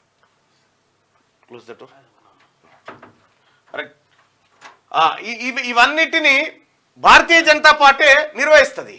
నిర్వహించి ఏం చేస్తారంటే ఆర్మీ మొత్తం వీళ్ళ సొంతమైనట్టుగా, రాముడు మొత్తం వీళ్ళ సొంతమైనట్టుగా. అసలు భారతీయ జనతా పార్టీకి ఆర్మీకి సంబంధం లేదు, భారతీయ జనతా పార్టీకి రామునికి సంబంధం లేదు. ఇది రాముడు అందరివాడు, భారత సైన్యం ఈ భారతదేశ ఆస్తి. ఇటీవల కాలంలో ఆర్మీలో రాజకీయాలు చొప్పిస్తున్నారు. పుల్వామా దాడి తర్వాత సత్పాల్ మలిక్ ఏదైతే విషయం చెప్పినాడో, అంత పెద్ద ఆర్మీ జవాన్లని రోడ్డు మార్గం ద్వారా తీసుకురావడం వల్ల ఎక్స్ట్రీమిస్టులు వాళ్ళ మీద అటాక్ చేసేసి జమ్మూ కాశ్మీర్ గవర్నర్ చెప్తున్నటువంటి మాట ఎంత భయంకరమైందంటే, అసలు వాళ్ళని ఎయిర్ లిఫ్ట్ చేయాల్సినటువంటి జవాన్లని రోడ్డు మార్గం ద్వారా తీసుకొచ్చి కనీసం పెట్రోలింగ్, అంబుష్ లాంటి వ్యవహారాలు ఏం చేయకుండా వాళ్ళ చావు కారణమైంది భారత ప్రభుత్వమే అని ఆయన గవర్నర్, జమ్మూ కాశ్మీర్ గవర్నర్ చెప్తే, ఇదే అంశాన్ని నరేంద్ర మోడీ గారికి ఆయన విన్నవించుకుంటే, నువ్వు ఆ మాట మాట్లాడొద్దన్నాడు. నువ్వు ఆ మాట మాట్లాడకు, మన పార్టీ మేము దాన్ని ఉపయోగించుకుంటాము భవిష్యత్తులో అని చెప్పి అజిత్ దోమల్ వీళ్ళంతా చెప్పేసేసి పుల్వామా దాడి బేసిస్ మీదనే 2018లో గెలిచారు. తర్వాత దాన్ని రకరకాలుగా వాడుకుంటున్నారు. అంటే ఈవెన్ రాముడి మీద ఎట్లయితే గుత్తాధిపత్యం పెట్టినారో, ఇండియన్ ఆర్మీ అంటే కూడా భారతీయ జనతా పార్టీకి ఒక వింగ్ అనేలాగా అట్లా మార్చారు. ఇంకో విషయం ఏంటంటే, భారత ఎన్నికల నియమావళిలో భారత సైన్యం పేరు ఉచ్చరించి ఓట్లు అడగడానికి వీల్లేదు. Correct, exact. నువ్వు ఎట్లా వాడతావు? భారతీయ జనతా పార్టీ కోటేస్తే పుల్వామా అమరులకు వేసినట్టు అని చెప్తాడు ప్రధానమంత్రి. ఇంకోటి ఏంటంటే, మనము గత కాంగ్రెస్ ప్రభుత్వాల హయాంలో ఆర్మీ జనరల్స్ కానీ నావీ హెడ్స్ కానీ అపాయింట్ అయిన తర్వాత విశేషమైన సేవ చేసేసి ప్రాణాలు అర్పించినటువంటి వాళ్ళు ఆ గత ప్రభుత్వాల టర్మ్లో ఏర్పడ్డారు. ఇప్పుడు వచ్చిన వాళ్ళు అంతంతే ఉన్నారు. వీళ్ళ వల్ల జరిగిన యుద్ధాలు లేవు, వీళ్ళు సాధించలేదు. ఆనాడు పాకిస్తాన్లో అయితే కల్లోలం ఉండిందో దాన్ని విడగొట్టకపోతే, బంగ్లాదేశ్ లాగా విడగొట్టకపోతే మన దేశం సర్వనాశనం అవుతుందని ప్రతిపక్షాలన్నీ చెప్తే, అటల్ బిహారీ వాజ్పేయి యొక్క సలహా మేరకే ఆనాడు పాకిస్తాన్ విడగొట్టి పాకిస్తాన్ బంగ్లాదేశ్ గా అసలు ఇందిరాగాంధీ, వాజ్పేయి గారు అన్నారు దుర్గామాత అని ఇందిరాగాంధీని పొగిడినారు. సో దేశాన్ని సమగ్రంగా ఐక్యంగా ఉంచడంలో విషయంలో కానీ దేశంలో కూడా ఒక సుసంపన్నమైనటువంటి పరిపాలన సాధించడం కానీ బీజేపీ కాంగ్రెస్కు ఏ రకమైన లెసన్స్ ఇవ్వజాలదు. దానికి అంత సామర్థ్యం లేదు. రైట్. బీజేపీ 10 ఏళ్లలో చేసిన అభివృద్ధి ట్రైలర్ మాత్రమేనని చేయాల్సింది. ఒకవేళ భారతీయ జనతా పార్టీ కనుక ఈసారి మళ్ళీ గెలిస్తే, ఇది ఎవరో గారు మళ్ళీ గెలిస్తే ఈ దేశంలో ఇక ఎన్నికలు ఉండవు. చైనా తరహాలో ఆ జిన్పింగ్ లెక్క శాశ్వత ప్రధానమంత్రిగా నరేంద్ర మోడీ ప్రకటించుకుంటాడు, అయిపోతుందని చెప్పిండు. ఇది చెప్పింది ఎవరో కాదు, భారతీయ జనతా పార్టీలో ఉండి ఆ పార్టీ కేంద్ర ఆర్థిక మంత్రిగా పనిచేస్తున్న నిర్మలా సీతారామన్ మాజీ భర్తనో తాజా భర్తనో పరకాల ప్రభాకర్ గారు చెప్పినటువంటి మాట. మాజీ భర్తను కదే వాళ్ళు ఇద్దరు దూరంగా ఉన్నా అంతే. ఉండొచ్చు. Is a great economist. నేను కాదంటలేను. yes exactly this ram bhajan should be stopped అని చెప్పినాడు. ఒక మంచి ప్రోగ్రామ్ చేస్తున్నాడు అతను. రైట్. చెన్నైపై సన్ రైజర్స్ గెలుపు. ఆల్ ఇండియా పెర్ఫార్మెన్స్ తో, ఆల్ రౌండర్ పెర్ఫార్మెన్స్ తో సన్ రైజర్స్ టీం సత్తా చాటింది. ఉప్పల్లో శుక్రవారం జరిగిన మ్యాచ్ లో 6 వికెట్ల తేడాతో సిఎస్కేను ఓడించింది. సిఎస్కే 20 ఓవర్లో 165 పరుగులు చేసింది. సన్ రైజర్స్ 18.1 ఓవర్లోనే 166 స్కోర్ చేసి విజయం సాధించింది. ఇక రేవంత్ కు రాజకీయాలపై తప్ప రైతులపై ప్రేమ లేదు. రైతు సత్యాగ్రహ దీక్షలో బీజేపీ నేతలు. కాంగ్రెస్ 14 ఎంపీ సీట్లు గెలిస్తే రాజకీయాల నుంచి తప్పుకుంటా బీజేపీ నేత మహేశ్వర్ రెడ్డి. కాంగ్రెస్ పార్టీ 14 ఎంపీ సీట్లు గెలిస్తే రాజకీయాల నుంచి తప్పుకుంటా, 15 గెలిచిన నేను 14 అన్నగా అంటాడు. మళ్ళా అది వచ్చింది బాధ. కవితను విచారించనున్న సిబిఐ. పర్మిషన్ ఇచ్చిన స్పెషల్ కోర్టు వచ్చే వారం నుంచే ఛాన్స్. అసలు కవిత గారు ఇప్పట్లో ఏమో మేము చూసే అవకాశం ఉందా ఆమెను బయట? అంటే ఒకటేమంటే ఇప్పుడు మొన్న సంజయ్ సింగ్ కి బెయిల్ ఇచ్చారు, అది ఆప్ ఆద్మీ రాజ్యసభ లీడర్కి. తర్వాత రెండోది ఏంటంటే సెక్షన్ 45 ది పిఎంఎల్ యాక్ట్ని ఇంకొక రకంగా ఇంటర్ప్రిట్ చేసినారు. మూడోది ఏంటంటే కవితను తర్వాత కేజ్రీవాల్ను ఒకే సందర్భంలో అరెస్ట్ చేసినారు, ఒకే అంశం మీద అరెస్ట్ చేస్తున్నారు. అంటే ఒక సర్వింగ్ ముఖ్యమంత్రిని జైల్లో పెట్టొచ్చా, that at a time when the elections are happening. అతను ఒక పార్టీకి అధ్యక్షుడు కాబట్టి ఏదన్నా బెనిఫిట్ జరిగితే కేజ్రీవాల్ను రిలీజ్ చేయడంలో కనుక కొంత వెసులుబాటు అంటూ ఒకవేళ కోర్టు ప్రతిపాదించే పక్షంలో కవితకు కూడా బెనిఫిట్ జరిగే అవకాశం ఉంది. ఇదే చాలా దారుణమైన విషయం. తర్వాత రెండోది ఏంటంటే మల్లన్న గారు, మన ఈ అయితే ఎన్నికల ప్రణాళికలో ఏదైతే మనం మేనిఫెస్టో విడుదల చేసినామో అందులో బెయిల్ విషయం కూడా చాలా ముఖ్యమైన విషయం ప్రతిపాదించినారు. అంటే మన న్యాయ సూత్రాల ప్రకారంగా jail is an exception, bail is a rule అనేటిది ఒకటి ఉంటుంది. అంటే ఏ వ్యక్తినైనా కానీ ఏ రకమైన విచారణ జరపకుండా నెలలు ఏళ్ళు జైల్లో ఉంచేటువంటి ప్రక్రియ భారత రాజ్యాంగం ప్రతిపాదించినటువంటి ఆర్టికల్ 21కు విరుద్ధము అనేటువంటి తీర్పులు ఉన్నాయి మన దగ్గర. ఎప్పటి నుంచో నేనమాట రైట్ ఫ్రమ్ జోగిందర్ సింగ్ నుంచి మొదలెడితే మన దగ్గర తీర్పులు వచ్చినాయి. అంటే భారత రాజ్యాంగం యొక్క హార్ట్ అంటే హృదయమే ఆర్టికల్ 21 లిబర్టీ అని మనం చెప్తూ వచ్చినాం. దాన్ని బీజేపీ ప్రభుత్వంలో జరిగినటువంటి అంటే గత కొంతకాలంగా జరుగుతున్న తీర్పుల్లో చూస్తే అసలు ఈడీ కేసులో బెయిల్ రావడం అనేది అగమ్య గోచరమైంది. మనీష్ సిసోడియా కేసులో ఏదైతే సుప్రీంకోర్టు తీర్పిచ్చిందో దాని తర్వాత అసలు ఈడీ కేసు ముట్టుకుంది అని అంటే ఇక అది మృత్యు కౌగిలే అన్నట్టు. అంటే తెలుగులో ఏనుగు లక్ష్మణ కవి గారు ఒక పద్యం రాస్తాడు. అదేంటంటే మొసలికి పళ్ళు ఇట్లా ఉంటాయి మళ్ళన్న, అదేమైందంటే దాని పట్టులో పడితే ఇంకా బయటికి వచ్చేట్లేదు వీలు లేదట. దాన్నే ఏనుగు లక్ష్మణ అంటారు మకిరి ముఖాంతరస్తమగు మాణిక్యమును పెకిలించవచ్చు. అంటే ఇట్లా పట్టుకున్న దాన్ని కూడా బయటికి తీయొచ్చు అంటాడు, కానీ మూర్ఖుడి మనసు రంజింపలేము అంటాడు. కాబట్టి ఈ ఈడి కౌగిలి మకిరి ముఖాంతరస్తమైంది అనమాట. ఇది కేవలం అనుమానము అనేటువంటి ఒక దాని మీదనే అరెస్ట్ చేసేసి నెలలు జైళ్లలో ఉంచుతున్నటువంటి ఈ ప్రక్రియను మేము రద్దుపరుస్తాము. అసలు ఈడీ యాక్ట్ విషయంలోనే ఒక పునరాలోచన చేయాలనుకుంటారు. తర్వాత ఇంకొక ముఖ్యమైన విషయం చెప్తాం మల్లన్ గారు మీ అనుమతితో. ఇప్పుడు ఉద్యోగులకు సంబంధించి సిపిఎస్ఆ ఓపీఎస్ అనేటువంటి విషయంలో కూడా నిన్న మాజీ ఆర్థిక మంత్రి తర్వాత ఎలక్షన్ మేనిఫెస్టో రచించినటువంటి ఆ కమిటీకి అధ్యక్షుడైనటువంటి చిదంబరం గారు ఒక విషయం చెప్పినారు. ఏమంటే మన మోడీ ప్రభుత్వం ఆల్రెడీ ఆర్థిక శాఖ ముఖ్య కార్యదర్శితోని ఒక కమిటీని నియమించింది. ఇప్పుడు ఆ కమిటీ పరిశీలిస్తుంది అంటే ఓల్డ్ పెన్షన్ స్కీమ్ లాభదాయకంగా ఉంటుందా ఎంప్లాయీస్కి లేకపోతే న్యూ ఎంప్లాయీస్కి అనేటువంటి ఆలోచనతోని దాని మీద కొంత స్టడీ చేస్తున్నారు. ఆ స్టడీ రిపోర్ట్ బోర్డు వచ్చిన తర్వాత కాంగ్రెస్ పాలిత ప్రాంతాల్లో చాలా చోట్ల ఓల్డ్ పెన్షన్ స్కీమ్ అమలు పరిచారు. ఫర్ ఎగ్జాంపుల్ రాజస్థాన్లో, తర్వాత వేరే ప్రదేశాలలో. సో ఆ స్కీమ్ను తీసుకురావాలంటే దానికి మేము కట్టుబడి ఉన్నాము అని చెప్తున్నారు. కాబట్టి ప్రభుత్వ ఉద్యోగులకు చేతులెత్తి దండం పెట్టేది అంటే పొరపాట్లో కూడా మీరు ఇంకొక రకంగా ఆలోచించకండి.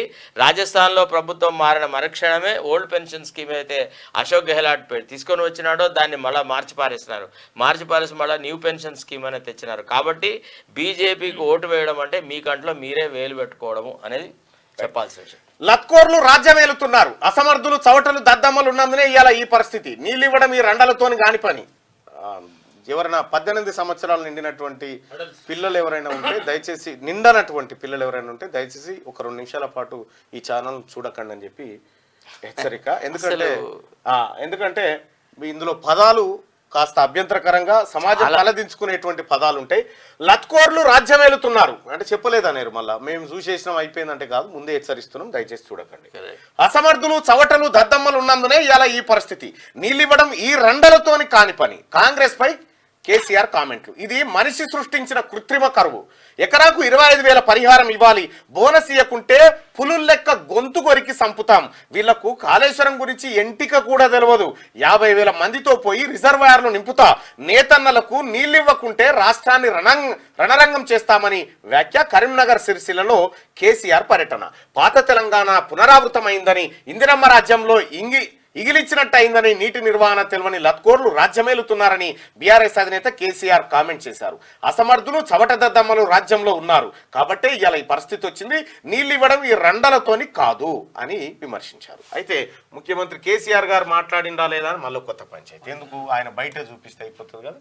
ఏం మాట్లాడిండు సార్ అనేది ఎక్కడుందా?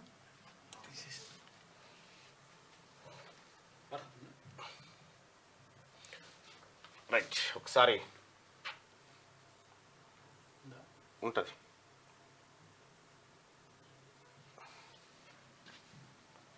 బీజేపీకి ఒక ముట్టిముఖం ఉన్నారండి రాష్ట్రంలో. ఏంటంటే బీజేపీకి అర్థం కాదు. అంతకు ముందు బాబు కాళేశ్వరం గురించి, ఆ ప్రాజెక్టు గురించి వీళ్ళకి తోక తెలియదు, నాకు తొండ తెలియదు. ఇప్పుడు ఉన్నది ఏమీ తెలియదు, ఇంటికి కూడా తెలియదు. మీ లెక్క చిల్లర కథ వాడానంటే ఆ రోజు ప్రభుత్వం మా చేతులు లేకుండా ఏదైనా మా చిల్లర పని చేయలేదు మీలాగా.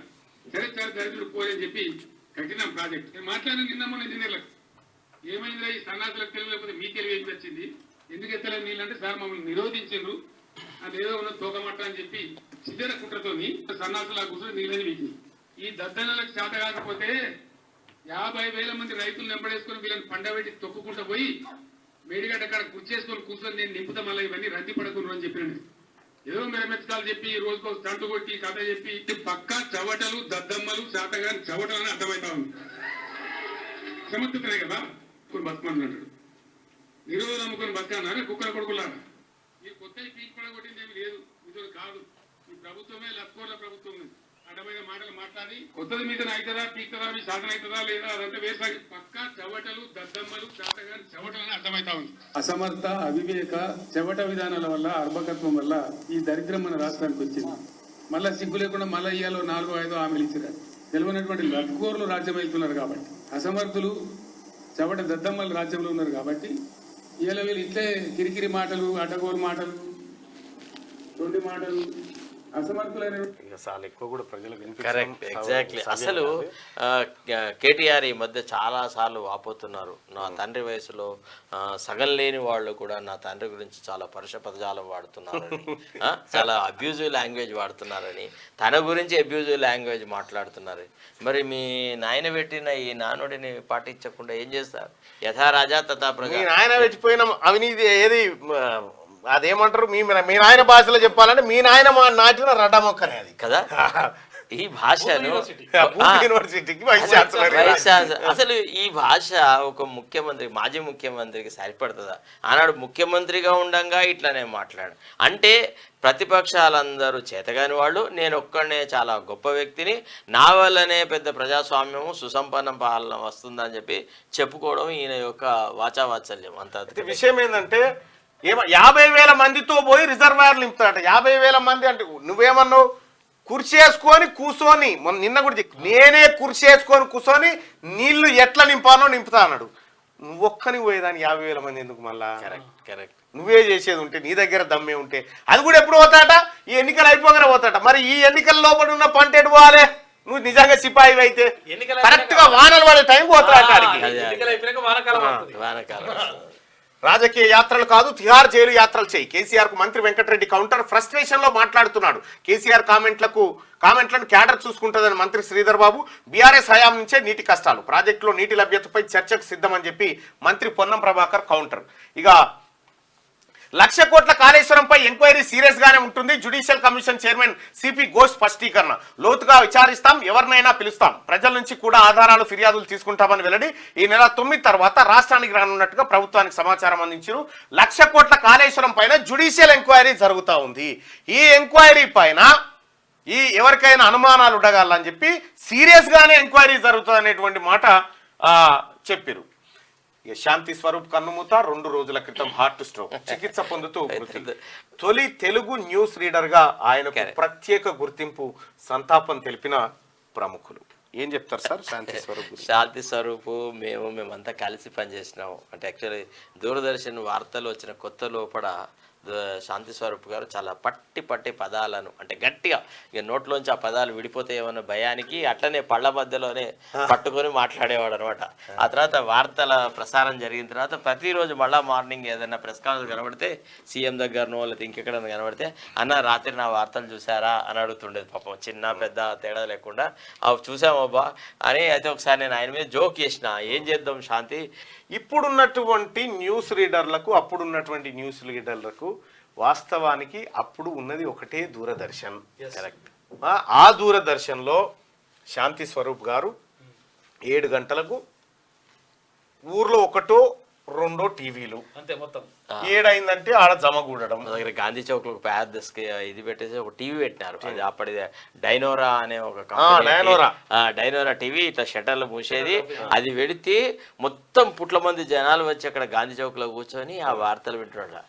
వలన ఒక గణనీయమైన మార్పు వచ్చిందంటే, ఈ టీవీ యాంకర్లు వీళ్ళు రాజకీయ పార్టీల యొక్క కార్యకర్తల్లాగా కార్యక్రమాలు జరుపుతున్నారు. అంటే ఎవరో ఒక గెస్ట్ ను పిలుస్తారు, చర్చా కార్యక్రమాన్ని పిలిచి వీళ్ళకు ఒక ఆల్రెడీ ఒక ఎజెండా ఉంటుంది, మీరు ఈ రకంగా మాట్లాడాలి, ఇందుకు భిన్నంగా మాట్లాడితే వీళ్ళే మన మీద అటాక్ చేసేసి, అసలు ఈ యాంకర్ ముఖ్యంగా నార్దర్న్ మీడియా ఛానల్ కనుక మనం చూస్తే, ఇది హిందీ కానీ ఇంగ్లీష్ ఛానల్, అసలు ఎట్లా తయారైనారంటే అసలు వీళ్ళకి బీజేపీ కార్యకర్త లాగా. అసలు ఒక్కడసారి అంటే 10 సంవత్సరాల కాలంలో దేశ ప్రధానమంత్రి ఒక్క ప్రెస్ కాన్ఫరెన్స్ పెట్టలేదు. మళ్ళా నేను నా ఓన్ అనుభవంలో చెప్తున్నాను. నేను ఒక రిపోర్టర్గా ఉన్నప్పుడు అప్పటి ప్రధానమంత్రి రాజీవ్ గాంధీని ఎన్నోసార్లు ప్రశ్నలు వేసిన, కొన్నిసార్లు అయితే ఆయనకు ఇట్లా సూది పెట్టి పొడిచే లాంటి ప్రశ్న వేస్తే ఆయన నన్ను ఆ మీద కొత్త అసహనం ప్రకటించిన, మళ్ళా నా పట్ల చాలా అమితమైనటువంటి గౌరవం ప్రదర్శించాడు.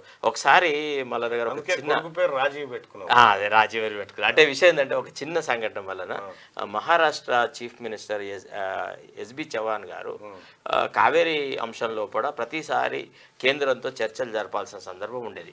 ఆయన ప్రతిసారి ఢిల్లీకి పోయేవాడు, రాజీవ్ గాంధీని కలవడానికి ప్రయత్నం చేసేవాడు. అయితే ఒక 2-3 సార్లు ఆయన కలవలేకపోయినాడు అనే దాని మీద ఆర్కే లక్ష్మణ్ గారు ఒక కార్టూన్ గీశారు. ఆ కార్టూన్ ఏంది అంటే, ప్రధానమంత్రి ఆఫీస్ ముందర ఎస్బి చవాన్ గారు గడ్డంగిక్కుంటారు అనమాట.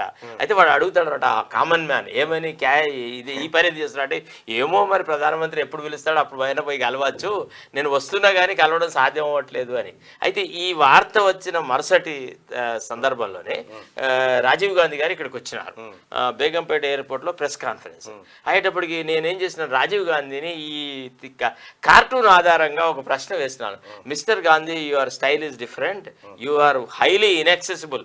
మనం ఇప్పుడైతే ఇట్లా కేసీఆర్ అయితే అందరినీ కలవడం అట్లాంటి యాటిట్యూడ్ ఆయనకు ఉందనుకోని నేను అన్నాను, you are highly inaccessible, you call the chief ministers to Delhi capital but you don't meet them. As a result, the chief ministers are not able to concentrate on their state administration. Anangane, it's a very uncharitable comment, Mr. Kumar. You are not supposed to say that. You are referring to that R.K. Lakshman's cartoon, no? Yes, I met him all the 3 times. You people, you press fellows, మీరు సాయంత్రం 7 కాగానే అంటే ఢిల్లీలో ముందు తాగుడు అయితే తర్వాత press conference అవుతుంది అనమాట. ఢిల్లీ పద్ధతి, ఢిల్లీ ప్రెస్ క్లబ్లలో అయితే ముందు తాగాలి. ఇప్పుడు ఎవడు పార్టీ ఎవడు ప్రెస్ కాన్ఫరెన్స్ పెట్టినా ముందు మన అందరికీ కార్యకర్తలకు బ్రహ్మాండమైనటువంటి పార్టీ తర్వాత ప్రెస్ కాన్ఫరెన్స్లోకి వస్తారు. కొందరేమో తాగి పడిపోతున్నారు, కొందరు రాసుకుంటారు, రకరకాలు చదువు. ప్రతిసారి నన్ను కలిసినాడు. ఎస్బి చవాన్ ఆల్రెడీ ముంబై లోపల స్టేట్మెంట్ చేసినాడు. ఏమని? పత్రికల్లో తప్పుడు వార్తలు వచ్చినాయి, నేను కలవలేదని, నేను 3 సార్లు రాజీవ్ గాంధీని కలిసినాను అని. అట్లాంటి వినమ్రత కలిగినటువంటి వ్యవహారాలు రైట్గా అక్కడ కేంద్రంలో అప్పుడు ఉన్నటువంటి ప్రధానమంత్రులు, అప్పుడు ఉన్నటువంటి ముఖ్యమంత్రుల తీరు వేరు, ఇప్పుడు ఉన్నటువంటి వాళ్ళది వేరు. ఇక శాంతి స్వరూప్ విషయానికి వస్తే, శాంతి స్వరూప్ వార్తలు చదివితే అర్థం కాని మనిషి లేకపోతుండే, చాలా అర్థం కాని మనిషి లేకపోతుండే, అంత శ్రావ్యంగా ఉంటుంది. తెలుగు పండిట్ చెప్పాలా, తెలుగులో రెండు ఇప్పుడు వార్తలు, ఇప్పుడు న్యూస్ రీడర్లు, ఇప్పుడు అంతా షార్ట్, కరెక్ట్, టక్ టక్ టక్ టక్. ఇప్పుడు వాస్తవానికి కూడా నేను కూడా చాలా స్పీడ్గా చదువుతూ ఉంటాను. ఎందుకు చదువుతుంటే మీ టైం కన్జంప్షన్ కావద్దని. మీ టైం ఎక్కువ లాగేసుకున్నాం అనుకో, మీకు తొందరగా చాలా తక్కువ సమయంలో అర్థం చేయాలి. అది తెలుగులో 2 సామెతలు ఉంటాయి, నయనానందకరము, శ్రవణానందకరము. ఈయన పండితుడు, ఈయన చెప్పాలి ఆ మాట. నయనాలకు ఆనందం కలిగించే, నయనాలకు కళ్ళకు ఆహ్లాదకరంగా ఉండేదాన్ని నయనానందకరం ఉంటారు. శ్రవణానందకరం అంటే చెవులకు ఇంపుగా ఉండేది. ఇగో శాంతి స్వరూప్ గారి భాష, వారు వార్తలు చదివే విధానం అనేది ఒక చెవులకు ఒక పండగలాగా ఉంటుంది కదా. అందుకే రేడియో వినేటువంటి వాళ్ళని శ్రోతలు అంటారు. ఎస్, దాన్ని కూడా శబ్దమిత్రులని కూడా అంటారు. ఇంకా రకరకాలుగా చాలా గొప్పని రాసిండు. తర్వాత కొన్ని కవిత్వం రాసి రైట్ గా 2 రోజులు ఎండలు, 4 రోజులు వానలు. రాబోయే వారం రోజుల్లో రాష్ట్రంలో విభిన్న 9 అయిపోయింది. రాబోయే 4 రోజులు వానలు పడతాయట, 2 రోజులు ఎండలు కొడతాయట. వారం రోజుల్లో భిన్న వాతావరణం ఉండేటువంటి అవకాశం ఉంది. ఇది వెలుగు దినపత్రిక. క్షమించండి, ఎందుకంటే ఈ 3 అయిపోయేసరికి దంచుతా ఉన్నది. తప్పు క్షమించాలంటే అదే క్షమించాలా. సన్ రైజర్స్ అదే జోరు. అభిషేక్ తుఫాన్ innings, Markram half century. Chennai super kings పై 6 వికెట్ల తేడాతో విజయం. ఇక ఇప్పటిదాకా చదివినటువంటి మేనిఫెస్టో గురించి మళ్ళీ చర్చ పెట్టాం, ఎందుకంటే అది అయిపోయిన సబ్జెక్ట్ కాబట్టి. ఇక ఇప్పటిదాకా కేసీఆర్ గద్ద లెక్క వాళ్తా అంటున్నాడు. Already your eagle, your an eagle sir. Already నువ్వు భూముల మీద వాళ్ళ గద్ద నువ్వే. బీద ప్రజలను, కోడి పిల్లల్ని ఎత్తుకపోయిన గద్ద నువ్వే. ఇన్నేళ్లకు నువ్వు నీ రూపాన్ని తీసుకొచ్చినావు. గద్ద లెక్క వాళ్తా అంటాడు కేసీఆర్. వాళ్ళ కొడుకేమో మా నాయన పులి లెక్క బయటకు వస్తాడు అంటాడు, అల్లుడేమో సింహం అంటాడు, ఈయననే ఓసారి నేను కావాలి కుక్కని అంటాడు. ఈ జూ పార్క్ అయిపోయింది కేసీఆర్ పని. గద్ద లెక్క వాళ్తాడట ఈయన, గద్ద లెక్క. ఇప్పుడు 20 ఇరిగిందిగా, గద్ద లెక్క వాళ్తాడట. రైతు సమస్యల పరిష్కారానికి సర్కారు మెడలు వంచుతాడట. ఇది అసమర్థ అవివేక చవట ప్రభుత్వం అని చెప్పి 4 నెలల్లోనే. మొన్న ఏమైంది? ఈ దేవరూపాల కాడ ఏం తండాకు పోయినావు? మొన్న ధరావత్ తండా కాడికి కేసీఆర్ పోయిండు. కేసీఆర్ పోతే బోర్లు ఒకటేసి వెళ్ళిపోయాడు. ఒక ఆయన బోర్లు వేస్తే, ఒక ఆమె నిలబడితే ఆమెకి అంటగడిగా బోర్లు 4 బోర్లు వేసింది, నాశనం అయిందని 5 లక్షల పరిహారం ఇవ్వంటే ఓ అన్నాడు. అసలు బోర్లు నేను కాదు వేసింది, ఆమెకేం సంబంధం రా నాయన అని ఇంకోడు వచ్చే. అసలు పొలమే ఆమెది కాదని ఇంకోడు. ఎండిపోయింది 10 గుంటలు కావాలని ఎండబెట్టి కేవలం పత్రికల కోసమే. ఇట్లుంటది కేసీఆర్. మేడిగడ్డలో 10,000 మందితో ధర్నా చేస్తారట కేసీఆర్. దేనికయ్యా? దేనికి సారు? బాతాల పోషెట్టి గారు ఎన్నికల తర్వాత మీకు మళ్ళా కనిపిస్తే అడుగురిగిన. నేడే జనజాతర, లోక్సభ ఎన్నికల కాంగ్రెస్ శంకారావన్, తుక్కుగూడ సభకు భారీగా ఏర్పాట్లు. పార్టీ మేనిఫెస్టో తెలుగు ప్రతిని విడుదల చేయనున్న రాహుల్ గాంధీ. 10 లక్షలకు పైగా జన సమీకరణ, అభ్యర్థులకు బాధ్యత అప్పగించిన సీఎం రేవంత్. ఇక 5 గ్యారంటీస్ అని ఇప్పటిదాకా మనం మాట్లాడుకున్నటువంటి అంశాలు. కేసీఆర్ కుటుంబానికి 2 లక్షల కోట్ల ఆస్తుంది. తప్పు, ఎక్కువ ఉంటది. చిట్టా మొత్తం ఉంది, బయట పెడతా, సిబిఐతో విచారణ జరిపిస్తాం. ధరణి, కాళేశ్వరం పేర్లతో రాష్ట్రాన్ని నాశనం చేశారు. కేసీఆర్ ఈ యాత్రలు కాదు, తిహారీ జైలు యాత్రలు చేయాలి. ఆయన స్థానంలో నేనుంటే ఖచ్చితంగా ఉరివేసుకునేవాడిని అంటుండు. ఎవరు? కోమటిరెడ్డి వెంకటరెడ్డి. కేసీఆర్ జాగాల నేనుంటే ఈ పాటికి ఉరేసుకొని సస్తుంటే అంటుండు కోమటిరెడ్డి వెంకటరెడ్డి గారు. అంటే మిడ్ మేనర్ కట్టింది కోమటిరెడ్డి వెంకటరెడ్డి. అది చిన్న కాలువ వరద వస్తే కొట్టుకోపోయింది. అసలు ఎవరయ్యా లోపభూయిష్టమైనటువంటి కన్స్ట్రక్షన్ చేసింది?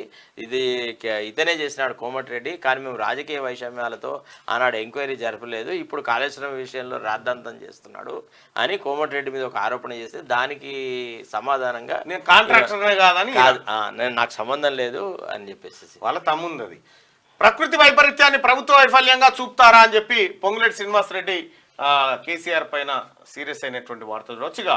రేవంత్ సీఎంగా ఉన్నంత వరకు రాహుల్ ప్రధాని కాలేరు. కాంగ్రెస్ హామీలన్నీ ఎన్నికల స్టంట్లే. ఏ మొహంతో తుక్కుగూడ సభ పెట్టారు? 4 నెలల్లో ఏం సాధించారు? బీజేపీ రాష్ట్ర అధ్యక్షుడు కిషన్ రెడ్డి ధ్వజం ఎత్తిండట. జగజీవన్ రావు జయంతి సందర్భంగా బషీర్బాగ్లో ఆయన విగ్రహానికి నివాళులర్పిస్తున్న కిషన్ రెడ్డి వార్త. ఇక రాధాకిషన్ రావుకు స్వల్ప అస్వస్థత, డాక్టర్ను పిలిపించి చికిత్స అందించిన పోలీసులు. మన లా ఎంత గొప్పదంటే, మన చట్టాలు ఎంత గొప్ప అంటే, ఖైదీ అనారోగ్యం పాలైతే ఆరోగ్యవంతుని చేసి విచారిస్తారు. కానీ నిజంగా చెప్తున్నా, ఇవాళ వీడు ఎంత చేసుకున్నాడు అంటే, గతంలో ఏం చెప్తారంటే ఈ జన్మలో చేసుకున్న పాపానికి వచ్చే జన్మలో ఇప్పుడు అట్టా లేదు, ఇప్పుడే చేసిన పాపాలకి రాత్రే వీడు అనుభవిస్తున్న పరిస్థితి చూస్తే వీడి మీద రవ్వంతా కూడా సానుభూతి లేదు. నిజంగా మల్లన్న గారు ఎంత మందిని చెరబట్టినాడంటే లెక్కలేదు సార్. వీడి దౌర్జన్యానికి ఎదురుగా నిలబడి ఒక్క నేనే, నీ అమ్మ ఏం చేస్తావో చేసుకోపోరా అని. డ్రై ఫ్రూట్స్ భోజనంతో స్టేషన్ కుటుంబ సభ్యులట. ట్యాపింగ్ కేసులో 2 నల్గొండ కానిస్టేబుల్ స్టేట్మెంట్. మునుగోడు ఉప ఎన్నికలో ఫోన్ ట్యాపింగ్ లో వీరిది పాత్ర ఉందట. ఖచ్చితంగా ఉంటది. ఇక రంగంలోకి సిబిఐ. కవితను విచారించేందుకు అనుమతి ఇచ్చిన కోర్టు. తిహార్ జైల్లోని విచారణకు ఓకే. కవిత మధ్యంతర బెయిల్ పిటిషన్ పై సోమవారం తీర్పు. ఆమెకు బెయిల్ వస్తే సిబిఐ మళ్ళీ అరెస్ట్ చేసే అవకాశం ఉందట. ఇక వార్తలు సమాప్తం. తొలి తెలుగు టీవీ న్యూస్ రీడర్ శాంతి స్వరూప్ ఇక లేరు. గుండెపోటుతో చికిత్స పొందుతూ మృతి. 3 దశాబ్దాలకు పైగా దూరదర్శన్లో సేవలు. కవిత్వం, నవలలు రాసిన శాంతి స్వరూప్ ముగిసిన అంత్యక్రియలు, పలువురి సంతాపం అంటూ ఒక వార్త. ఇంకా అప్పుడు ఎంటర్టైన్మెంట్ అంటే దూరదర్శన్ రాకముందుకు కోలాటాలు, భజనలు, ఇవి అవి చావిడి కాడ చేసేటువంటి కార్యక్రమాలు ఇయే. ఆడికి సాప తీసుకుపోవాలి, పర్వాలే, కూర్చుండాలి. ఆ భాగవతులు, రామాయణాలు, మంచి పండితులతోని కవి సమ్మేళనాలు జరిగేది. హిందీలో ముషైరాలు జరిగేది. గొప్ప గొప్ప కవులు నీరజ్ అట్లాంటి వాళ్ళందరూ దూరదర్శన్ ద్వారానే ప్రజలకు. దూరదర్శన్ మనకు 1950 దశకంలోనే అవధానాలు కూడా ఉంటుండే. మీరు చెప్పినటువంటి డైనోరా దాని మీద పుచ్చకుడు అడుగుతా ఉంటాడు ఎవరిని, నాగపని శర్మని అడుగుతా ఉంటాడు. వాటి మీద ఒక పద్యాన్ని రాయమని చెప్పి రాస్తాడు. చాలా అద్భుతమైనటువంటి ఉంటది. సరే, అవధానం మీద కొంత అవగాహన ఉంటే మస్తు మజా ఉంటది. ఎవరైనా ఉంటే మళ్ళీ ఒక విషయం చెప్పాలి. యాక్చువల్లీ ఈనాడులో పనిచేస్తున్న దశలో మాకు 20% బోనస్ ఇచ్చేది. అయితే 20% బోనస్ ఇస్తే నేను ఒక మినీ టీవీ కొనుక్కున్నాం. వల్ల అందరేమో అరే ఇదేంద్రా పైసలు ఇస్తే బోనస్ వస్తే ఏదైనా చేసుకోవాలి కదా అంటే, లేదు వార్తలు ఉంటే మనం పత్రికలో ఉన్నాం కదా, అన్ని విషయాలు తెలుసుకుంటే తప్ప పత్రికా విలేకరిగా మనం పనిచేయలేమనే ఉద్దేశంతో 20% బోనస్తోని కొనుక్కున్నాం. దాని తర్వాత మా కర్మానికి ఏమైందంటే, ఇక్కడ పుచ్చలపల్లి సుందరయ్య విజ్ఞాన భవనం కట్టినారు. దానికి ఈనాడు మేనేజ్మెంట్ ఒక 2 లక్షల రూపాయలు డొనేట్ చేసింది. ఈ అమ్మ వాళ్ళకు డొనేట్ చేసుడుతోనే మా బోనస్ని 8.33 కింద కట్ చేసినారు. వాహనాలు నిల్వ నీడలేకపోయే వాహనాలు. కొత్త సచివాలయంలో పార్కింగ్ కష్టాలు ఉన్నాయని చెప్తా ఉన్నారు. కొంచెం ఉన్న ప్రొటెస్ట్ క్యాన్సర్ ముప్పు. ఏటా 14 లక్షల కేసులు వస్తా ఉన్నాయట. ఇక నేడు వడగాళ్ళు, రేపు వర్షాలు పడే అవకాశం ఉందట రాష్ట్రంలో. ఇది ఆంధ్రజ్యోతి. ఇక ఆంధ్రజ్యోతి తర్వాత శనార్థి తెలంగాణ మెయిన్ ఎడిషన్ చూద్దాం. పాంచ్ నాయక్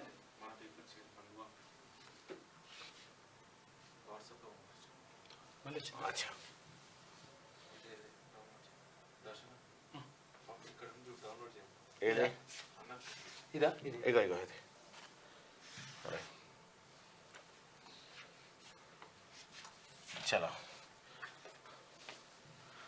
రైట్. ఇక పాంచ్ న్యాయ్ 25 గ్యారంటీస్.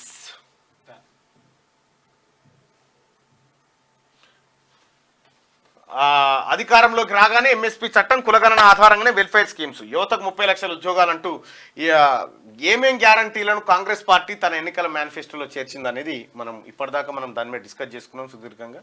అది అక్కడ ఇక నేడు తుక్కుగూడ జనజాతర సభ. హాజరు కానున్న కాంగ్రెస్ అగ్రనేత రాహుల్ గాంధీ. ప్రతిష్టాత్మకంగా తీసుకున్న తెలంగాణ కాంగ్రెస్. భారీ ఏర్పాట్లు చేసిన టీపీసీసీ. చెన్నైపై హైదరాబాద్ గెలుపు. నిన్న హైదరాబాద్లో కాంగ్రెస్ హామీల అమలుకు నోట్లు ముద్రించే మిషన్లు పెడతారేమో, ముందు అసెంబ్లీ ఎన్నికల్లో ఇచ్చినవి అమలు చేయాలని చెప్పి కిషన్ రెడ్డి అంటా ఉన్నాడు. జనతా పార్టీ స్థాపనలో జగజీవన్ రామ్. దళితుడిని ప్రధాని కాకుండా అడ్డుకున్న కాంగ్రెస్. టీబీజేపీ అధ్యక్షుడు కిషన్ రెడ్డి. ఇప్పుడు దళితుడే కదా కాంగ్రెస్ పార్టీ అధ్యక్షుడు. ఎమ్మెల్సీ కవితకు మరో చుక్కెదురు. విచారణ కోసం సిబిఐ పిటిషన్ అనుమతించిన రౌస్ రెవెన్యూ కోర్టు. ఇక పొలంలోకి దింపిన కాంగ్రెస్. సీఎంగా 10 ఏళ్లు విర్రవీగిన కేసీఆర్. ప్రతిపక్షంలో కూర్చోబెట్టిన ప్రజల విలువ తెలుసుకున్న కాక. పొలం బాట పట్టిన కేసీఆర్. రైతన్నల గోస విన్న మాజీ సీఎం. ఎన్నికల తర్వాత మేడిగడ్డ ముట్టడికి పిలుపు. ప్రెస్ మీట్లో అదే అహంభావం. బూతులతో రెచ్చిపోయిన వైనం అంటూ కేసీఆర్కి సంబంధించి. సార్, ఇక్కడ ఈ ఒడ్ల గొలుసులు వంగినాయా లేచి నిలబడే అసలు తాళైతే లేస్తుంది. వంగినేంటి ఒడ్లైనా అట్లే. ఈ 10 ఏళ్ళు ట్రైలర్ మాత్రమే ఇంకా చేయాల్సి ఉందని చెప్పి ప్రధానమంత్రి నరేంద్ర మోడీ ఈ శాంతి స్వరూప్ కన్నుమూత 2 రోజుల క్రితం గుండెపోటు. ఫైనాన్సర్ల ఆగడాలకు యువకుడు బలి, కిస్తీలు కట్టలేదని పరిగెత్తించి కొట్టిన వైనం, కాలు జారి మినీ ట్యాంక్ బండ్లో పడిన వినయ్. బీజేపీకి బిగ్ షాక్, కాంగ్రెస్లో చేరిన కూనా శ్రీశైలం గౌడ్ అంటూ ఒక వార్త. సో ఇది శనార్థి తెలంగాణ ప్రధానంగా వార్తలు. కొత్త ఏమన్నా వార్తలు మనకు ఎదురైతే వాటిని తీసుకుందాం. ఎందుకంటే ఇప్పటిదాకా చర్చించిన అంశాలు మళ్ళీ చర్చించడం కంటే యూపీఐతో ఏటీఎంలో నగదు డిపాజిట్ త్వరలోనే అందుబాటులోకి RBI governor Shaktikanta Das. Hyderabad all round show నిన్న ముఖ్యమంత్రి రేవంత్ రెడ్డి గారు కూడా క్రికెట్కి హాజరైండు. కథనోత్సాహం, పార్టీ జేత్రయాత్ర, జనజాతర, సభ నాంది. హైదరాబాద్లోనే అతి తక్కువ పోలింగ్, దేశంలోనే రికార్డు. 2019 పార్లమెంట్ ఎన్నికల్లో 44.84%. సికింద్రాబాద్, మల్కాజ్గిరి, చెవెళ్లలో 50% లోపే. ఆందోళన వ్యక్తం చేసిన ఈసీ ఈసారి పర్సంటేజ్ పెంచేందుకు చర్యలపై అవగాహన. ఇప్పుడు ఒకసారి 2 సార్లు ఓటు వేయకపోతే వాళ్ళ ఓటు రద్దు చేయాలి సార్. అంతేకాదు, ఇంకోటి ఏంటంటే ప్రభుత్వ పరంగా జరిగేటువంటి కార్యక్రమాలు ఏటికి కూడా వీళ్ళని అనర్హులుగా ప్రకటించాలి. ఎందుకంటే ఒక సిటిజన్స్ రైట్స్ అనేది భారత రాజ్యాంగంలో పొందుపరిచింది. ఒక మంచి ప్రభుత్వాన్ని ఎన్నుకోవాలన్నప్పుడు ఓటర్ తన వినియోగించుకోవాలి. అంతేకాదు తన విచక్షణను కూడా ప్రదర్శించాలా. బాధ్యత అనేది హక్కే కాదు, బాధ్యత కూడా అదే కదా అక్కడ. అందుకే ఒక ఇంగ్లీష్ నానుడి ఏంటంటే ఓటర్ల యొక్క నిర్లిప్తత వల్లనే అసమర్థులు రాజ్యం ఏలుతున్నారు అని. ఎందుకంటే ఇప్పుడు ఈ ఎన్నికల విధానం అనేది చాలా డబ్బుతో కూడింది, దుర్మార్గుల చేతుల్లోకి పోవడానికి కారణం కూడా ఓటర్ల యొక్క నిర్లిప్తత. దయచేసి చదువుకున్న వాళ్ళందరూ ఆ రోజు ఓటు వేయడానికి రావాలి. తర్వాత రెండోది ఏంటంటే ఈ ఓటింగ్ టైం లోపల మళ్ళీ ఈ ఎంజాయ్మెంట్ ప్రోగ్రామ్స్ ఉంటాయి కదా, వాటన్నిటి ఖచ్చితంగా బంద్ పెట్టాలి. వాళ్ళని బై ఫోర్స్గా అంటే మెడలు పెట్టి నెట్టి పోయి ఓటు వేసి రాపో అని మా అక్క చెల్లెమ్మలు అందరికీ మేము దండం పెట్టి చెప్తున్నాం. మీ ఆయనే కనుక ఓటింగ్ వేసేటనాడు బీర్ బాటలో లేకపోతే విస్కీ బాటలో ఓపెన్ చేసుకొని బజ్జీలు చేయి తింటా అది అంటే మాత్రం అదే నీ కొట్టి నువ్వు ఓటు వేసి వచ్చి మరక చూపెడితేనే నీకు ఎవరు అనేటువంటి పరిస్థితి తీసుకొస్తే ఇది మహిళలు సాధించాల్సిన ఘన విజయం. రైట్గా ఇంకా 100 రోజులు పూర్తి కాలేదా, ఇప్పటికీ గ్యారంటీలు నెరవేర్చని రాష్ట్ర ప్రభుత్వం అంటూ కిషన్ రెడ్డి తెలంగాణ రాష్ట్ర ప్రభుత్వాన్ని అడుగుతుండగా ట్యాపింగ్ నిజాలు బయట పెడతా, 2-3 రోజుల్లో క్లారిటీ ఇస్తా, సవట దద్దమ్మలు రాజ్యం వెళ్తున్నారు, సాగునీరు ఇచ్చే సోయి ప్రభుత్వానికి లేదు, నిరోధులు అమ్ముకోమంటారా కుక్కల కొడుకుల్లారా. ఎన్నికల తర్వాత 10,000 మందితో కలిసి మేడిగడ్డ, కరీంనగర్ పర్యటనలో బాతాల పోషెట్టి ఎండిన పంటల పరిశీలన. ఫోన్ ట్యాపింగ్ ఎవరు చేయించారో ఎవరిని అరెస్ట్ చేయాలో చెప్తాడట ఈయన. నువ్వు ఎవడు చెప్తాందుకు నీకు ఏం అధికారం ఉంది ఎవరిని అరెస్ట్ చేయాలనేది? పోయేది నువ్వే. ఈ ఫోన్ ట్యాపింగ్ ఉత్సు బిగుస్తుందని కేసీఆర్ కు పిచ్చలేసి పిచ్చి పిచ్చిగా మాట్లాడుతున్నాను. అదే ఒక రకమైన అపభ్రంశలకు వస్తారంట. అంటే మన సాంప్రదాయం ప్రకారంగా చనిపోయే కంటే ఒక 24 గంటల ముందు మనిషి మతి తప్పుతాడంట. తప్పేసేసి ఏది పడుతుందే మాట్లాడుతాడు. అంటే మన ఊర్లలో ఏంటంటే ఇక ఆ పరిస్థితి వచ్చిందంటే ఇక వీడికి యువన వాపులు అని చెప్పి మంచం మీద పడుకున్నవాడిని తీసి చేప మీద నేల మీద పడబెడతాడు. ఇక కేసీఆర్ రాజకీయ పరిస్థితిలో గట్టేది. అంటే కేసీఆర్ రాజకీయ జీవితం అంతమవుతుంది అనేటువంటి విషయము కేసీఆర్కు బోధపడ్డది. ఈ గంటికలు అవే. కొంతమంది వాళ్ళు చెప్తా ఉన్నారు, ఏకాంతాల్లో ఉన్నప్పుడు చాలా విషన్న వదనంతో ఇట్లా ఆలోచించుకుంటూ ఉంటున్నాడంట. ఎవరైనా డిస్టర్బ్ చేస్తే చాలా కోపానికి వస్తాడు. అరే ఎంత పని చేసినారా మీరు, ఎవడెవడిని నమ్మితే వాడు నాకు మోసం చేస్తున్నాడు కదా, దీనికి ఎందుకే అంటున్నాడు. తేపుకొకసారి బిడ్డ గురించి మాట్లాడుతూ దీనికి ఎందుకే ఈ లిక్కర్ బిజినెస్, ఎంత దుస్థితి తీసుకువచ్చింది, నా తల వంపు తీసుకువచ్చింది అంటున్నాడు. పాపం బాధపడతా ఉన్నాడు. సిబిఐకి పర్మిషన్, కవితను ప్రశ్న. సెలో మేడిగడ్డ తర్వాత పోదు కానీ చెల్లి ఎట్లుందో చూసినా. సెలో మేడిగడ్డ సంగతి చూసుకుంటారు. ఏం చూస్తారు. ఇక పాఠ్య పుస్తకాల్లో బాబ్రీ ప్రస్తావన తొలగింపు, ఎన్సీఆర్టీసీ ఇంటర్ సెకండ్ ఇయర్ పుస్తకాల్లో మార్పులు చేసిరట. శాంతి స్వరూప్ కన్నుమూత మనం వార్త చూసుకున్నాం. మొయినాబాద్ టెన్షన్, అధికారుల్లో భయం పుట్టిస్తున్న ఫోన్ ట్యాపింగ్ కేసు. నాటి ఫామ్ హౌస్ ఆపరేషన్ లో పాల్గొన్న ఆఫీసర్లో ఆందోళన. ఆడియో వీడియో రికార్డ్ స్కెచ్ వివరణపై గుబులు. ముందుగానే లీక్ చేయడం పైన ఎంక్వైరీ. అంతా రాధాకిషన్ రావు పర్యవేక్షణలో జరిగిందన్న టాకు. కస్టడీలో మొత్తం బయటపడుతుందనే ఆందోళన. మొయినాబాద్ కేసు సిలికి ఈ ఫోన్ ట్యాపింగ్ కేసు సిలికి మొయినాబాద్కు అంటుకుంది. ఇప్పుడు ఇప్పుడు మొయినాబాద్ ఒకటే కాదు, ఇంక ఎల్లి వెళ్తావు చాలా చాలా చాలా కరోనా అంటించి చంపేస్తా. అంతేకాదు నిశ్చితంగా పరిశీలిస్తే ఆనాడు 12 మంది ఎమ్మెల్యేలను బీఆర్ఎస్ ఫోల్డ్లోకి దించుకోవడానికి కూడా ఫోన్ ట్యాపింగే ఉపయోగపడ్డది. ఎమ్మెల్యేలు తమలో తాము మాట్లాడుకుంటున్నప్పుడు ఇట్లా నాకు ఆఫర్ వచ్చింది అంటే నాకు ఆఫర్ వచ్చింది, మనం పోదామా, పోతే ఏం జరుగుతుంది, జిల్లాలలో ఏం జరుగుతుంది, నియోజకవర్గంలో ఎట్లా జరుగుతుంది, ప్రజలు వ్యతిరేకిస్తే ఏం చేసుడు అని వాళ్ళు మాట్లాడుకున్న మాటలన్నీ విని ఎవరికైతే ధైర్యం ఉందో వాళ్ళందరితో మాట్లాడి స్వతహా మెయిన్గా ఏంటంటే సబితా ఇంద్రారెడ్డిని ట్రాప్ చేయాలన్న ఆలోచనతోనే సబితా ఇంద్రారెడ్డి ద్వారా మొత్తం రాజకీయ తతంగం అంతా నడిపినాడు కేసీఆర్. రైట్గా కరోనా అంటించి చంపేస్తా బాధితుడిని బెదిరించిన రాధాకిషన్ రావు కూకట్పల్లి కేసులో A1గా చేర్చిన పోలీసులట. కరోనా అంటించి చంపేస్తానట రాధాకిషన్ రావు. అవును అవును ఈయనకి ఏదైనా వేరేది అంటించి పెద్దది అంటించి చంపేయాలి నీ దొంగ. రాధాకిషన్ కు అస్వస్థత ఉంచి ఉన్నాడు, పీకితే పీకిండా ఎవరికెక్కడికి వచ్చిండు. రాధాకిషన్ అస్వస్థతతో ఇప్పుడు జనానికి ఏమైనా ఆందోళన ఉన్నది? ఎందుకు పనికి రానోడు ఏడున్నాక అంతే అంతే అంతే. 50% మించి రిజర్వేషన్లు ఎస్సీ ఎస్టీ ఓబీసీలకు కోటా పెంపంటూ మేనిఫెస్టోకి సంబంధించినటువంటి అంశాన్ని ఈనాడులో కూడా మనం ప్రధాన వార్తగా చూడొచ్చు. మళ్ళీ పూర్తి స్థాయి రాష్ట్రంగా జమ్మూ కాశ్మీర్ విద్యా రుణాలు కూడా మాఫీ చేస్తామని చెప్పి కాంగ్రెస్ పార్టీ చెప్పింది. ఇక తెలంగాణ నుంచే ప్రచార బేరి నేడు తుక్కుగూడలో కాంగ్రెస్ జనజాతర సభ మేనిఫెస్టో తెలుగు ప్రతిని విడుదల చేయనున్న సీఎం రేవంత్ రెడ్డి, రాహుల్ గాంధీ 10 లక్షల మంది వస్తారని ఏర్పాట్లు చేస్తా ఉన్నారు. ఇక ఈ ప్రభుత్వ భరతం పడతాం, రాష్ట్రం రణరంగమైనా మేము పోరాటాలకు సిద్ధం. ప్రజలకు ఎగనామం పెట్టిన సర్కార్ ఇది. పాలకుల చేతగానితనం వల్లే కాళేశ్వరం జలాలు ఎత్తిపోయలేదు. ఈ ముఖ్యమంత్రితో కాకుండా నేనే కుర్చీ వేసుకొని కూర్చొని మోటార్ను నడిపించి నీరందిస్తా సార్. ఓకే, త్వరలో 50,000 మంది రైతులతో మేడిగడ్డకు వెళ్తా. త్వరలో అంటే ఎప్పుడు సార్ అంటే ఈ ఎలక్షన్. ఎందుకు ఈ ఎలక్షన్ ముంగట ఈ మాట చెప్పినట్టు ఇప్పుడు ఓట్లు పడాలిగా. ఓట్ల కోసం డ్రామా, అయినా పోయేది లేదు పియ్యేది లేదు. జూన్ 9 తర్వాతనే కదా. విషయం ఏంటంటే ఇంకా నాకు ఇదో భయం అవుతుంది. ఇప్పుడు వాతావరణ శాఖ చెప్పేగా 2 రోజులు వడగాల్పులు ఉంటే 4 రోజులు వర్షాలు పడతాయి. కేసీఆర్ పామాలకి కాలు బయట పెట్టిన వానలు పడుతున్నాయి అని చెప్తారు. పుట్టుకున్నాయి పడ్డాయి ఉత్తర తెలంగాణలో అట్లా. రష్యాకు చావు దెబ్బ, ఉక్రెయిన్ డ్రోన్ల దారిలో 6 యుద్ధ విమానాలు ధ్వంసం. ఇంద్రమిల్లకు హడ్కో నిధులు 3,000 కోట్ల రుణం మంజూరుకు అంగీకారం. తొలి దశలో 850 కోట్లు విడుదలకు నిర్ణయం. కాంగ్రెస్ 6 గ్యారంటీలను అమలు చేయాలి, భాజపా నేతల డిమాండ్. జిల్లా కేంద్రాల్లో సత్యాగ్రహ దీక్షలు చేయబోతా ఉన్నారట. మళ్ళా వీడెవడో డిమాండ్ చేయాల్సిన అవసరం లేదు. మన కాంగ్రెస్ పార్టీలోనే కార్యకర్తలు ఉన్నారు, మన వాళ్ళే మనకు ప్రతిపక్షం కంటే ఎక్కువగా మన నాయకులను నిలదీస్తారు. హామీల అమలు విషయంలో కూడా ఎవడో ప్రతిపక్షం వాడు వచ్చి ఏం చేయాల్సిన అవసరం లేదు, మనం సరిపోతాం.